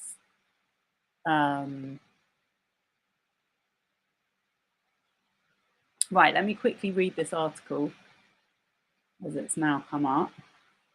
So this was in the Times of Israel, and I will be honest with you, like some of these platforms are definitely propaganda. I don't know who for, but they are used to put out talking points.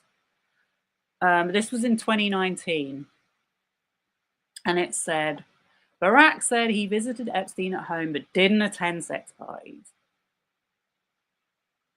Former Prime Minister defends relationship with accused US financier, says he never saw any women or girls during his time at Epstein's New York mansions and Caribbean island. Exactly what Wexner says, by the way. Former Prime Minister Ehud Barak said he visited disgraced US financier Jeffrey Epstein's mansions and private Caribbean island in an interview published Monday, but insisted he never attended parties of a sexual nature there. Barak, who re-entered politics this month by forming the Israeli Democratic Party to run in upcoming elections, has come under scrutiny after his continuing business and personal ties with Epstein emerged last week. Funny how they all came out of the woodwork. Epstein was arrested this month and accused paying girls hundreds of dollars in cash for massages, then molesting them at his homes in Palm Beach, Florida and New York from 2002 through 2005. The charges filed in New York carry the potential for up to 45 years in prison. Barak told the Daily Beast that he met with Epstein dozens of times, including after reports emerged of sex parties and orgies at his homes, including some involving minor girls. I can't tell you exactly how many. I don't keep count. Over the years, I've seen him on occasion, he said. What a liar. But yeah, I think this time of Israel is trying to do a cover-up job for him. I'm just saying. Anyway, what are we going to move on to next?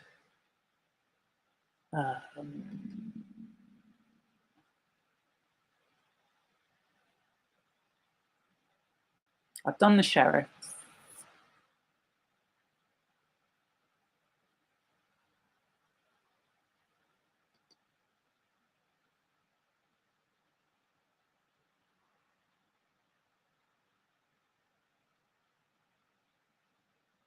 I can close that one. Right.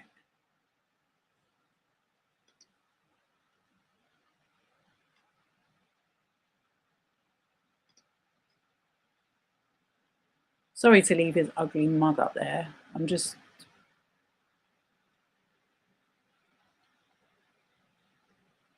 getting another tab up and sometimes it takes ages.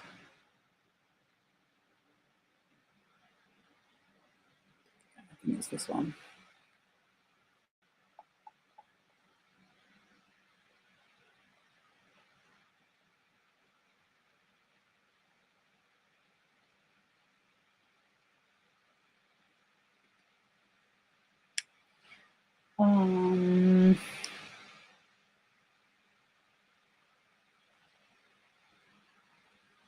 This is why I make We'll go on the record.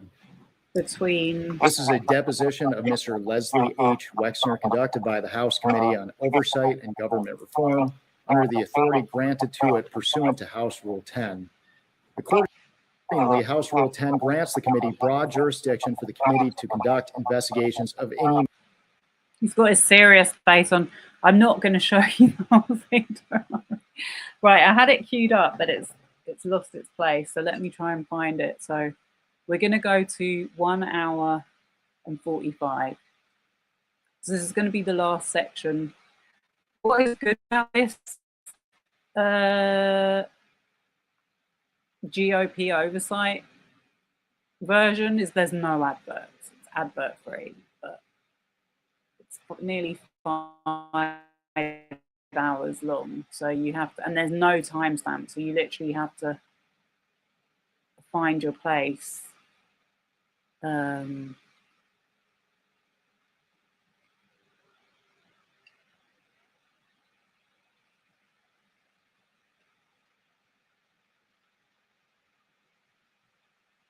So I want to be at 1:45. 1:45.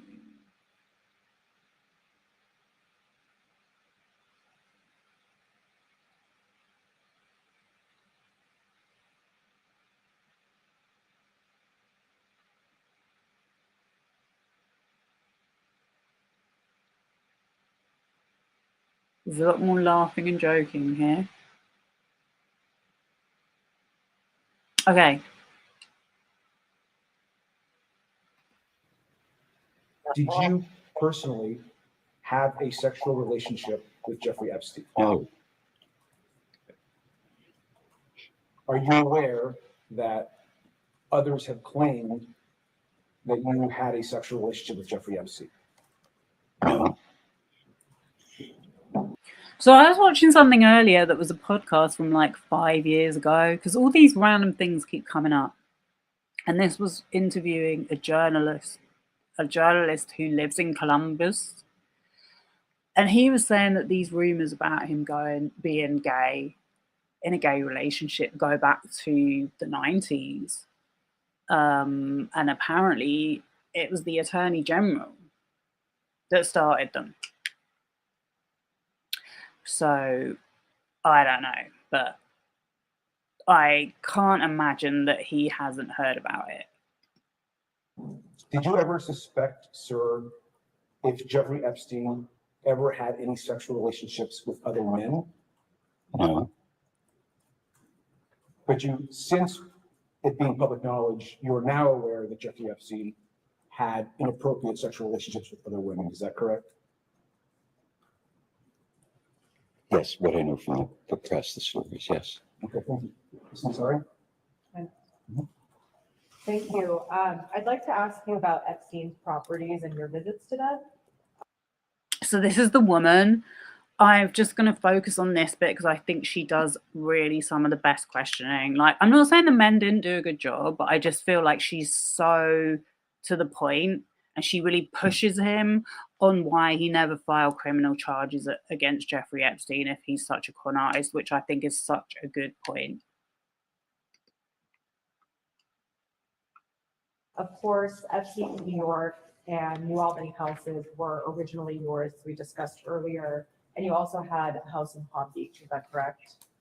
Objection. I think he testified that the house in New Albany was Mr. Kessler's. Sorry, I'm just trying to clarify. No, thank you. And the house in Palm Beach, was there a house that you had in Palm Beach? Sir? I did have a house in Palm Beach Okay.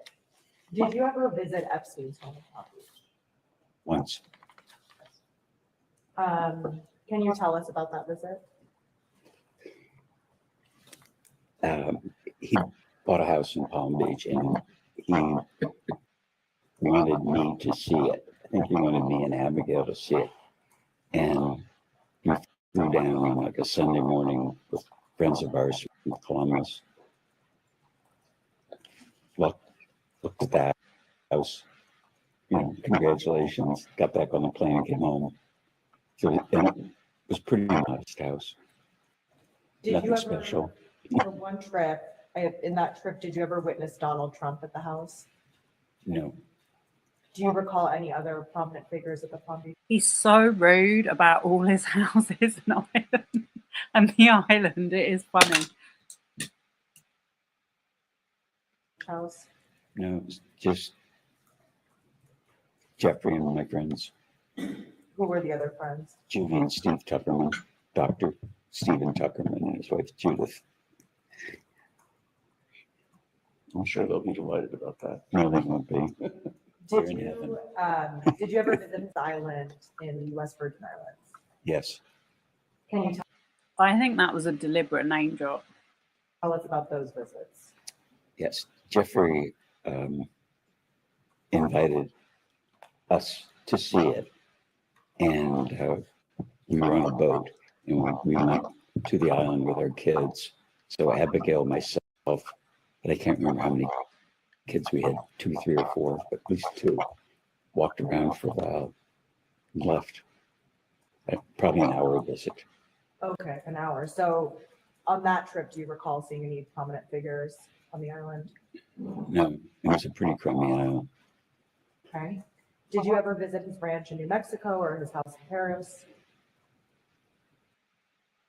But you see how he didn't answer the question? The question was, did you ever see anyone? And he goes, oh no, it was a pretty crummy island.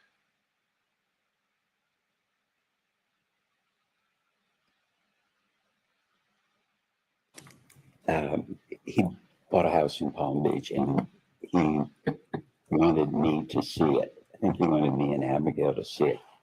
And we flew down on like a Sunday morning with friends of ours from Columbus.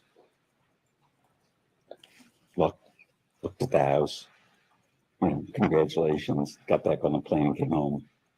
So and it was pretty modest house. Did Nothing you ever, special. for one trip, in that trip, did you ever witness Donald Trump at the house? No. Do you recall any other prominent figures at the Palm Beach house? No, it was just Jeffrey and my friends, Who were the other friends? Judy and Steve Tuckerman, Dr. Stephen Tuckerman and his wife Judith. I'm sure they'll be delighted about that. No, they won't be. Did in did you ever visit his island in the West Virgin Islands?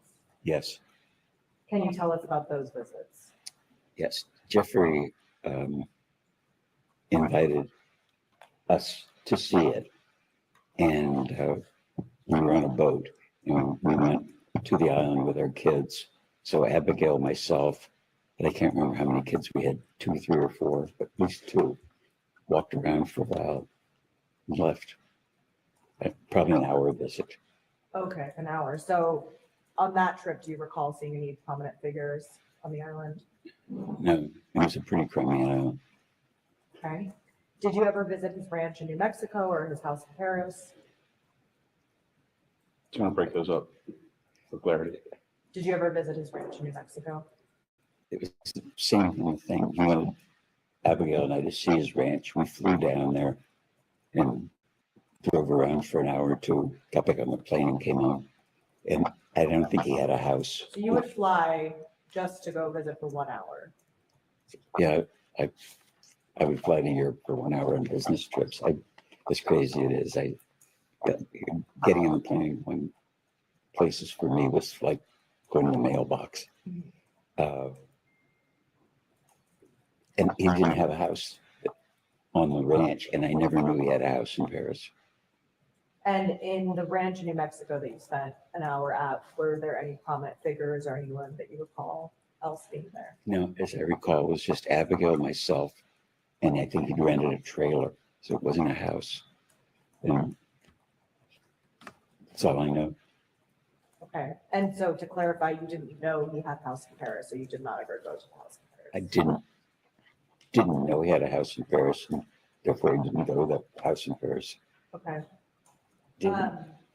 During any of your visits to any of these properties, did you ever see any girls or women that looked unusually young? No. Did you ever hear rumors? Even people that didn't go and stay there talked about it. It's just so hard to believe. Of any girls or women who looked unusually young visiting Epstein's properties? No, never did. During any visits to Epstein's property, did you ever see photographs or other images of women or minors? Not that I recall.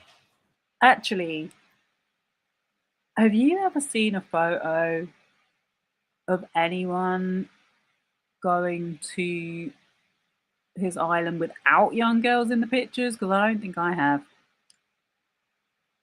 But he said not that I recall. Did you ever become aware of Epstein transporting women or minors using assets that you owned, whether that's a plane that you owned or a yacht that you owned? Absolutely not, no. And did you ever hear of any rumors related to Epstein's personal life or his sexual activities? No. Rumors that you may have heard in the grapevine.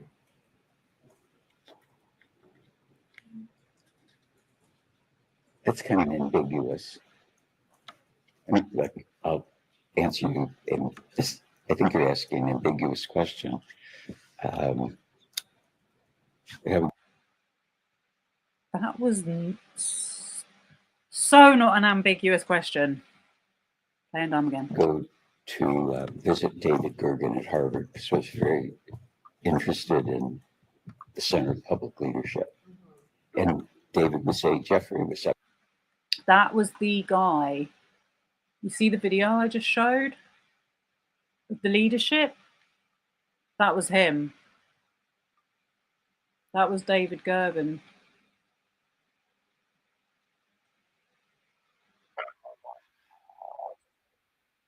Nope.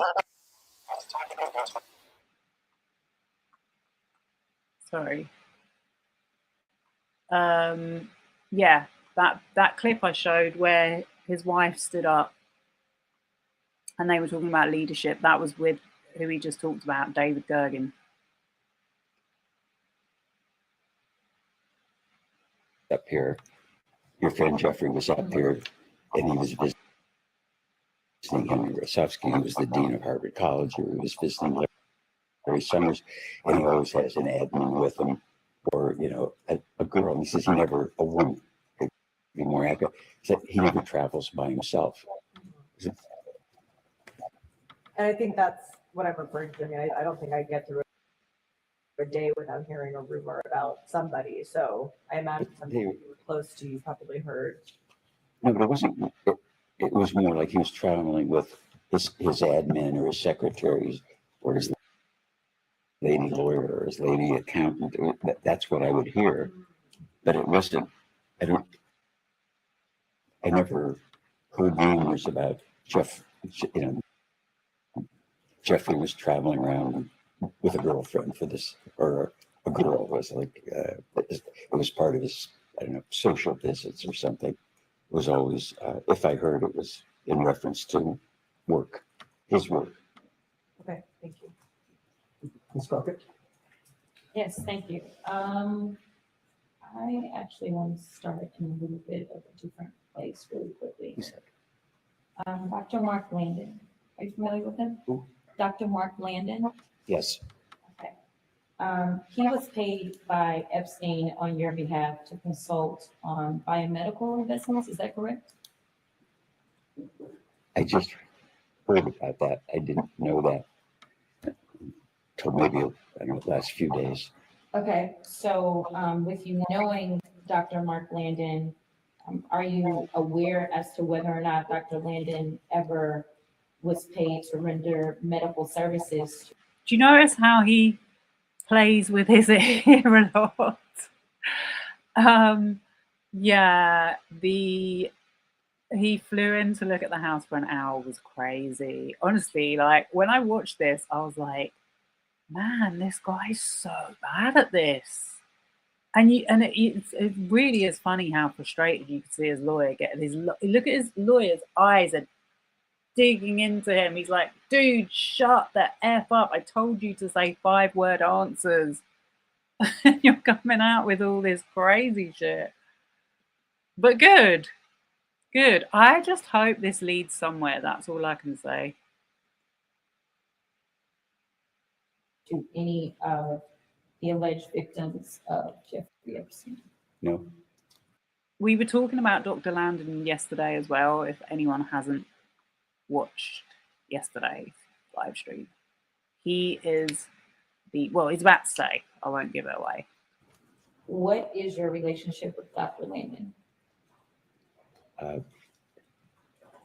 Abigail had a complicated pregnancy, and their general obstetrician, I believe, referred her to Mark Landon. He is an obstetrician, and that's how I met him, and he delivered our children.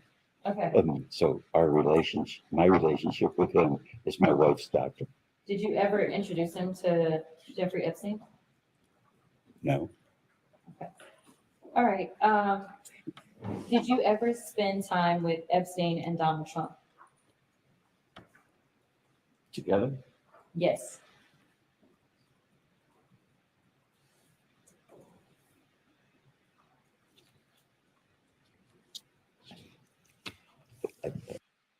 He would have just said no, let's be honest. I would go to some of the Victoria's to the brand. At some of the fashion shows, Jeffrey was there, some Trump was there. And I remember, and I always thought it was kind of odd that he was at the fashion show because he had nothing to do. The coincidence of them being together at an event, it could have been that, but I have no specific recollection. They never had a coffee, something that would put them together. Okay, so just to clarify, because I want to make sure we're clear on the record, you're saying that you can recall instances potentially where Epstein and Trump were together in their residence, or a random scenario where Epstein may be there, Trump may be there separately, and then you would. If it happened, but Okay. Did you ever see or become aware of a presidential relationship with a person who was introduced to him by Epstein or Maxwell? No. Donald Trump ever discussed Jeffrey Epstein with you? Nope. Did Jeffrey Epstein ever discuss Donald Trump with you?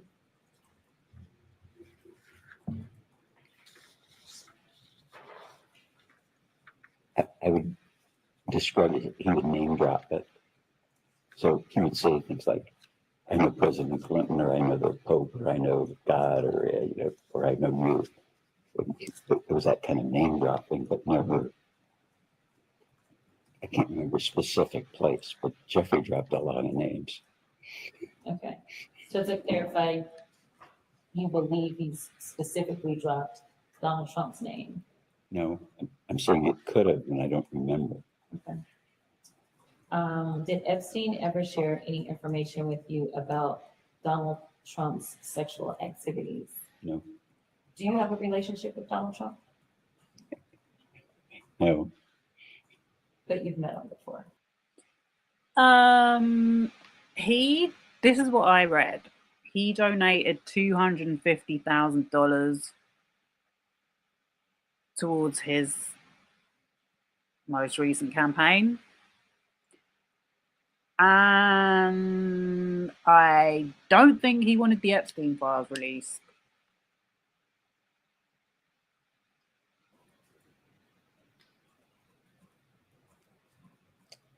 He introduced himself to me at the fashion show a couple of times, but I wouldn't say, hello, how are you? Like you say, met, like in, we knew each other, we don't know each other. He wouldn't, I'd be shocked if he remembered me. Okay. And I know that you specifically mentioned the island, that you have been to Jeffrey's Island. Do you recall seeing any of those persons that Jeffrey Epstein would name drop while you were on his island? No, nobody was there but Abigail, myself, Jeffrey, maybe somebody cutting grass or something. There was a maintenance person, I think. I know for sure Jeffrey was there. And there wasn't anything abnormal about the appearance of the home on the island, and the reason that I asked clarification on what I mean by abnormal. We've heard reports of people being thrown off when they walked into his home in New York because there was a massage table that was just sitting randomly in the middle of a room. Did you see anything like that when you visited any property that belonged to Jeffrey Epstein? But first to clarify, when we visited the island, there was like a Pueblo building, like maybe a one room and a bathroom or something. The island was crummy. There were no trees, there was no sand, there was no beach. It was a kind of a peculiar thing. It was an island, but it was like a pile of rocks. It was just, I was kind of shocked that that anybody would buy it for any purpose. As far as seeing things, I never was in the house. I never at his house in New York. The house in Florida, we were there after we bought it, as I mentioned, with the couple. So I never saw a massage table or anything. Well, thank you so much, Chairman. Thank you, Mr. Wexner, for your ability to answer a lot of questions. I think when you meet the survivors, it becomes incredibly personal, especially for women on this committee. So I appreciate it. But I'd like to introduce exhibit, I believe it's F. The article is titled "Jeffrey Epstein Made Regular Payments to Ohio." Oh, here we go. She's about to bring the receipts. State head of gynecology records show, which is from a local affiliate. It's dated February 10, 2026. So I'll be able to get it to you. And it's about Dr. Randy.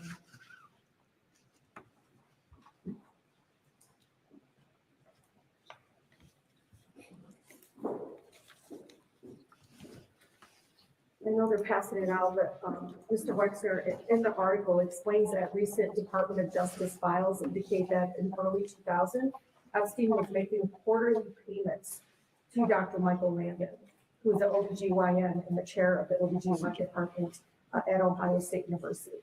And you said that your wife received services from Dr. Landon, so you know him. Yes. Okay, Dr. Landon said the payments were consulting services he provided for New York Strategy Group, which was some kind of firm associated with Epstein. Do you know why? Why was he getting paid a quarterly payment by Epstein? Not a clue.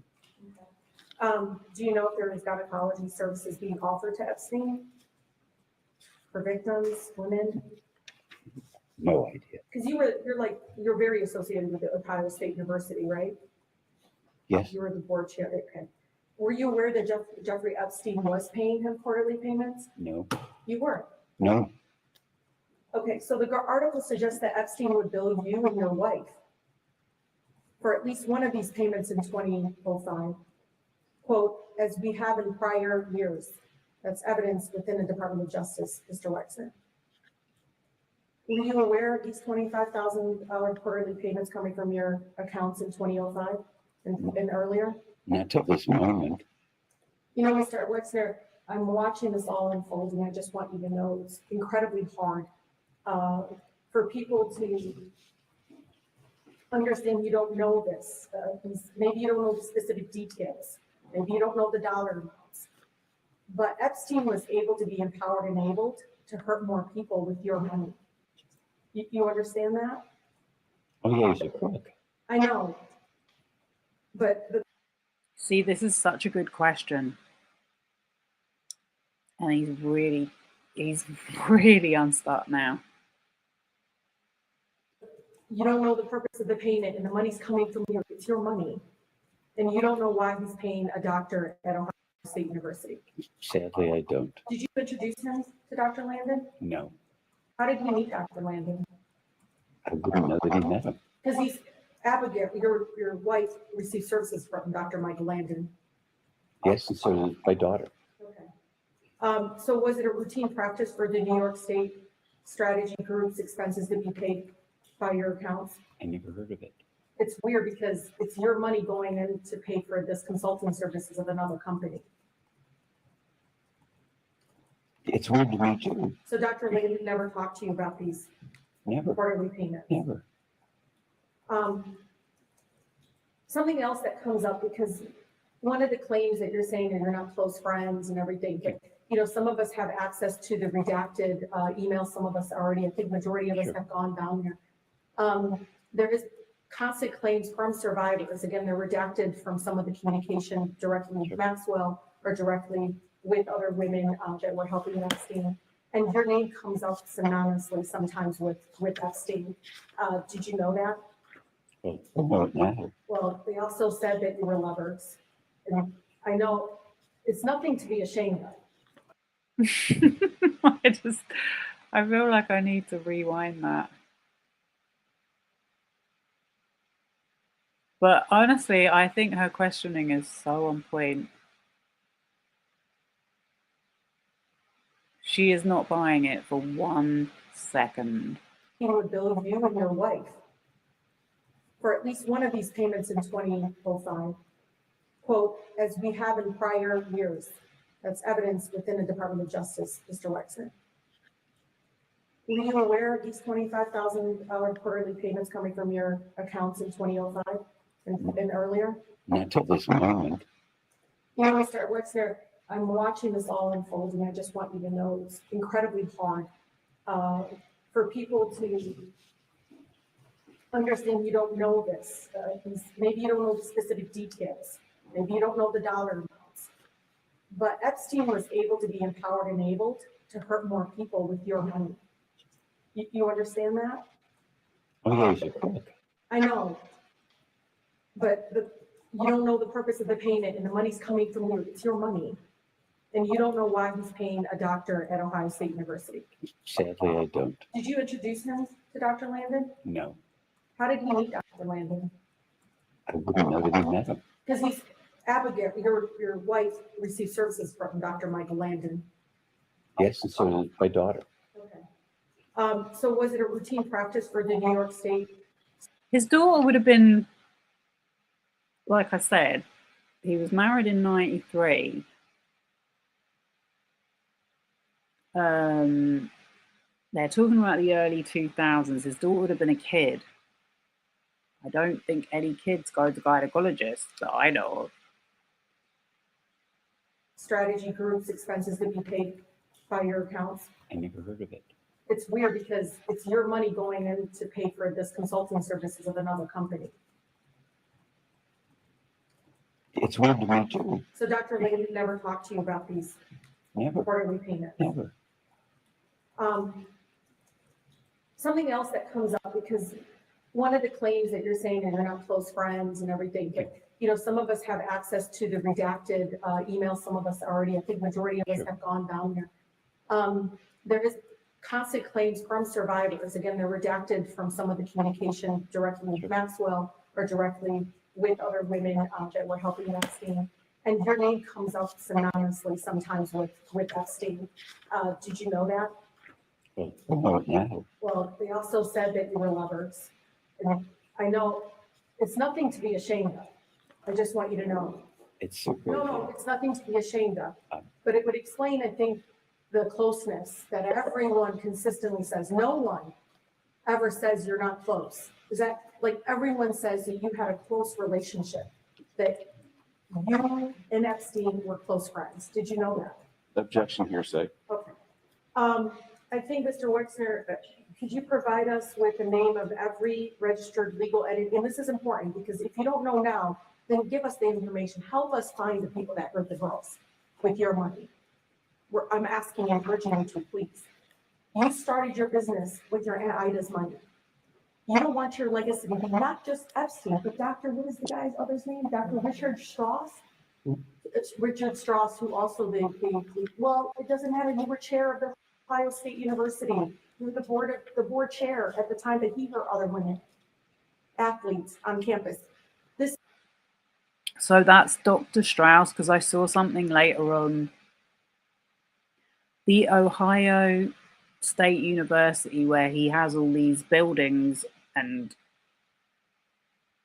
organizations named after him because of his donations that he doesn't know anything about. That guy, Dr. Strauss, in the early 2000s, assaulted loads of young male students, and students are now demonstrating, protesting to try and get Wexner's name removed from the name of the building, because it's called the Wexner Medical Center, because of they're now saying that that guy's victims have never been investigated and treated properly and received any justice. And I think the guy killed himself as well. This is to say to you, it's not only one person that hurt women, but now two that are affiliated with you directly. And I just want to urge you that if you don't know the answers to this, follow up with our committee, give us the information so we can find out who hurt the women and who benefited from it. So could you provide us with the name of every registered legal entity of which you were the beneficial owner between the start of your relationship with Mr. Epstein and his death? Can you provide that to the committee, sir? I would provide you with everything and anything I could to nail Please it, son provide of a the bitch. entities' names, where they were registered, and the date of registration, and the names of whoever acted as the agent of those entities. Can I request that you just put that request in writing and write it to me, and we'll take it and And respond it's to it. important because Mr. Wexner, you know, the women, the survivors told us to follow the money consistently. The other question, and this will be my last. You claimed that you have been a victim and defrauded by Epstein, correct? Correct. Then why didn't you file charges, go after him? He used money to hurt girls and probably young men. Why didn't you? This is such a good question, but I just wanted to interrupt for a minute because I was reading your comment. Did I hear that Trump and Epi had a competition of who would bed Diana first? I mean, no, I didn't hear that, but it wouldn't surprise me at all. Nothing would surprise me about either of them. at this point. I can literally imagine both of them saying it.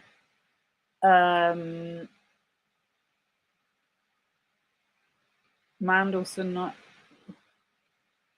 you and your neighbour were talking about blatantly gay predator ring. Yes, gay. I look. You know what I was going to say yesterday as well? I completely forgot to say it. Yeah, Mike Jeffries. They've not really focused on Mike Jeffries at all. The CEO of Abercrombie, who was hired by Wexner in 1992. And he was sex trafficking for years. And he was married with a gay partner.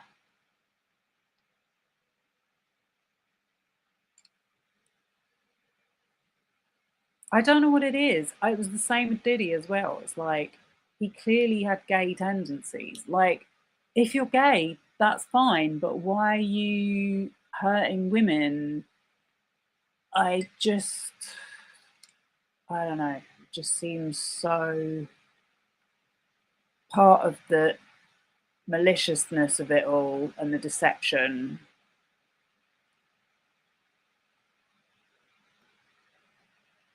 Nothing would surprise me. Perfect t-shirt. I really find it hard to be shocked by anything these days, honestly. Right, let me rewind that. As money. You don't want your legacy to be not just Epstein, but Dr. What is the guy's other's name? Dr. Richard Strauss? It's Richard Strauss, who also well, it doesn't matter. You were chair of the Ohio State University. Yeah, the faces he does. It's so disrespectful.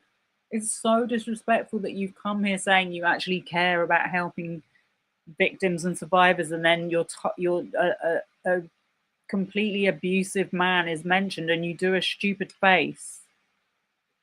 The board chair at the time that he hurt other women, athletes on campus. This is to say to you, it's not only one person that hurt women, but now two that are affiliated with you directly. And I just want to urge you that if you don't know the answers to this, follow up with our committee, give us the information so we can find out who hurt the women and who benefited from it. So could you provide us with the name of every registered legal entity of which you were the beneficial owner between the start of your relationship with Mr. Epstein and his death? Can you provide that to the committee, sir? I would provide you with everything and anything I could to nail that son of a bitch. Names, where they were registered, and the date of registration, and the names of whoever acted as the agent of those entities. Can I request that you just put that request in writing and direct it to me, and we'll take it and respond And it's to it. important because Mr. Wexner, so you know, the women, the survivors told us to follow the money. You think Russell Brand is on the secret gay list? I don't know. I'm not very good at, my gay detector is not very good at all, but there is such a thing as no smoke without fire. Like, if that many people have said things, and we're talking about a long time ago, then yeah, it's hard to ignore that.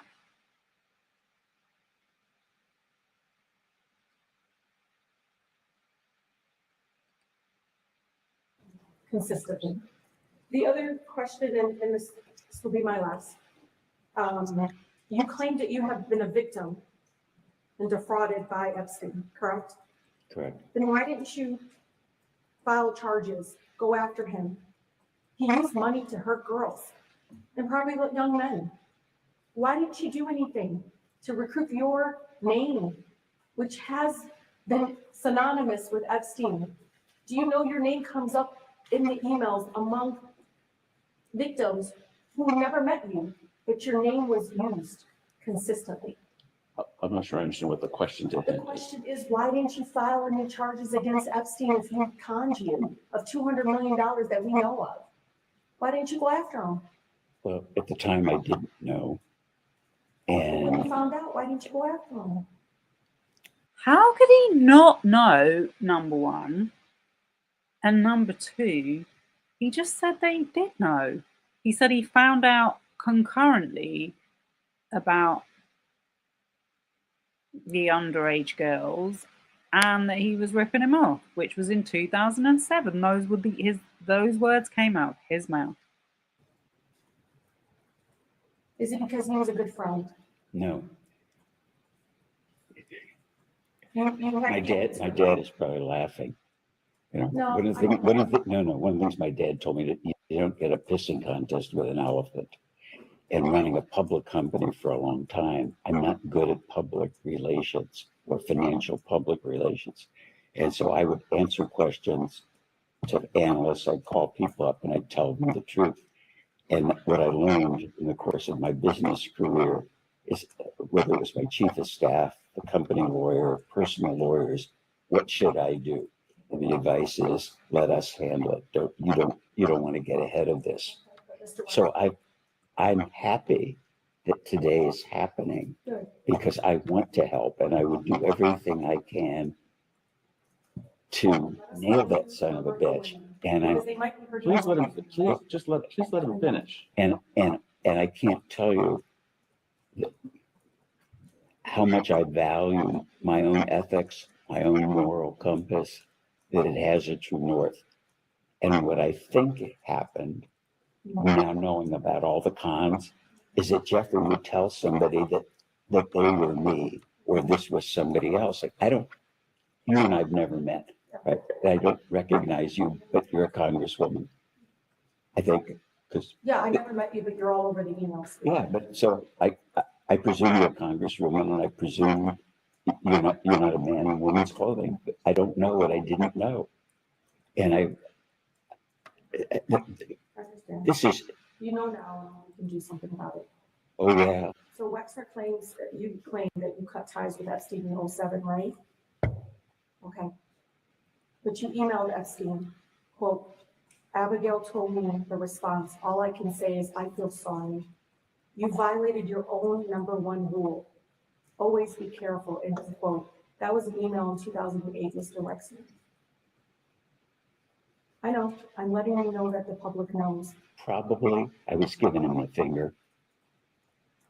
Okay, that's it, thank you. So just really briefly, did the FBI or Department of Justice ever directly speak to you about Epstein or Maxwell? Has the FBI or DOJ ever directly contacted you or spoken to you about Epstein? Not to my knowledge. Never. Never. And then finally, would you consider Donald Trump and Jeffrey Epstein friends or friendly? Would you classify them that way in the information that you have?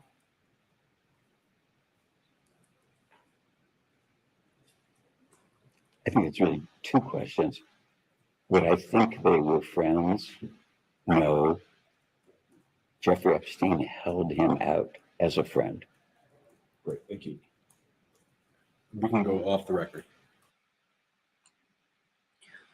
Oh, wow. Wow.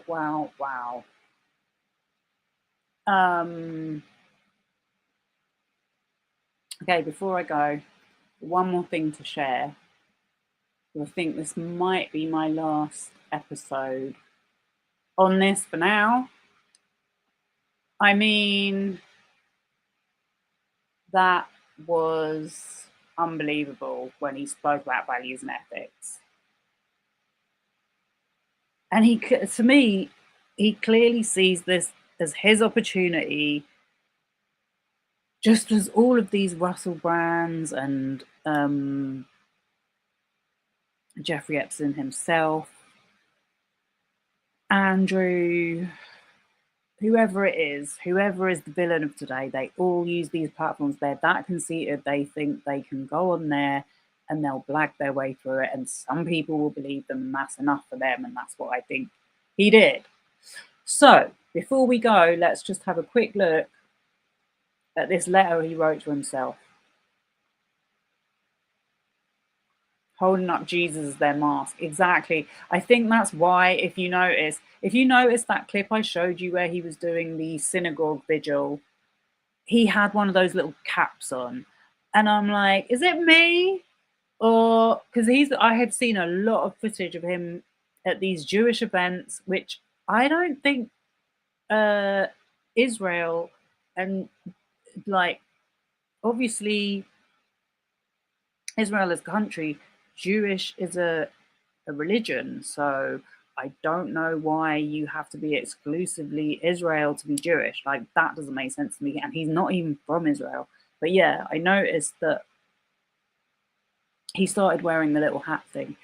And I think that he was just money laundering. That was all it was.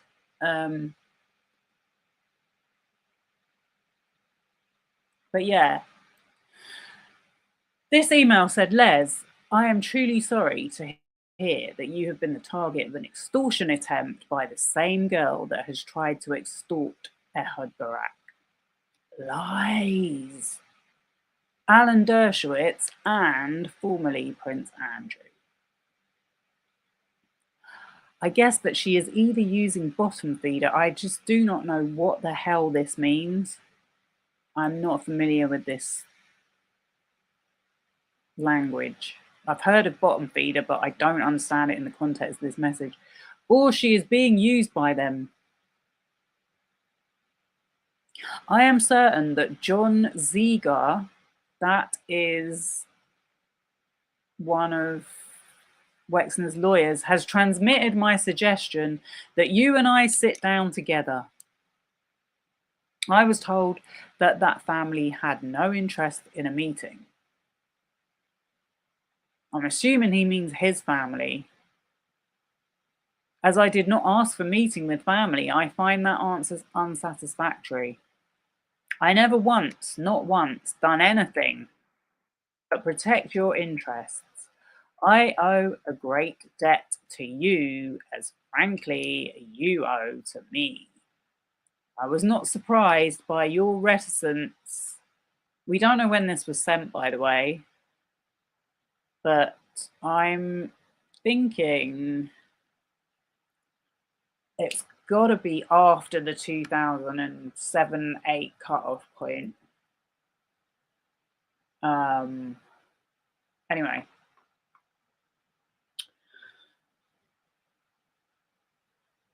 Where was I?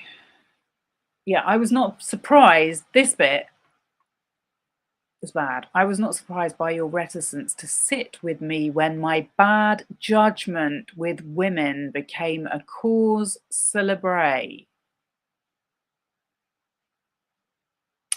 As I'm sure you recall, you didn't sit with your mother or sister or Sharon. I don't know who Sharon is, but I know that his mother was removed from one of the trusts. When a conflict arose, as I did it for you, you didn't sit with Jack Kessler, Stanley, or Stanley's son. I did it for you. I never asked to see you. I never sent you a request. Abigail and I sat. She asked many questions. She made many unfair, aggressive, and false accusations, none of which have been fully answered without violating a confidence with you. Many of which I did not answer, some that I did.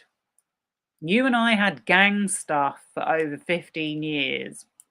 When he was asked about that, he said it was a Brooklyn term for confidential. Bull-ish. And like I was saying yesterday, when you look at all those people, politicians, people in politics that he was friends with in the 80s, dodgy AF. This is what Whitney Webb, I was talking about Whitney Webb because she came up in the Epstein files.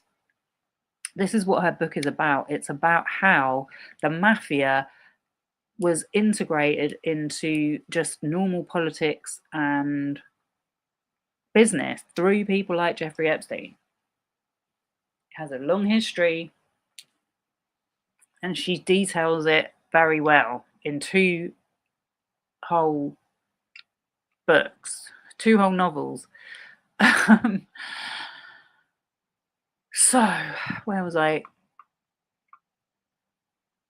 She made many unfair, aggressive, and false accusations, none of which could have been fully answered without violating a confidence with you, many of which I did not answer, some that I did. You and I had gang stuff for over 15 years, a great deal of it that she was unaware of. I had no intention of divulging any confidence of ours, no matter what accusations she made, and she made quite a few. As I'm sure she told you, I didn't argue with her, threaten her or you, or in any way did not behave as I had always, putting your interests first. I always told you I would never, under any circumstances, give it up or put you in harm's way, no matter who, what, or when. I would guess that if things have not changed much, as I know you well, that you will find a need to show this letter to Abigail. If so, I would ask that you not raise your shoulders, purse your lips, and tell her. I have no idea what he means. Is Jeffrey asking for something? There must be more to it. We don't know what we don't know.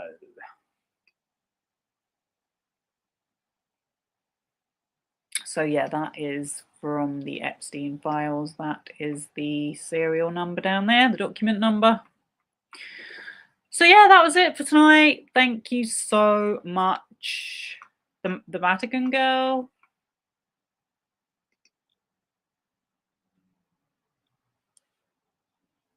Grenfell. Absolutely. I made a video. I've made 2 videos about Grenfell actually. They just don't hit the algorithm. Well, I made one and then I remade it. But yeah, it's really interesting actually, because I included some of the depositions by the well, not depositions, the actual inquiry questioning of some of the CEOs of the companies that provided the flammable material, the combustible, not just flammable cladding that they used. It was disgusting, but they cover their asses, these people. It's very, very frustrating. Until they do something about that, then unfortunately,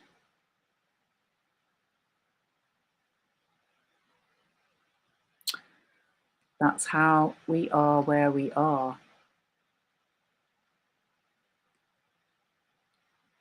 Thank you for being here. Okay, I'm going to wrap it up. I think I've answered all your comments.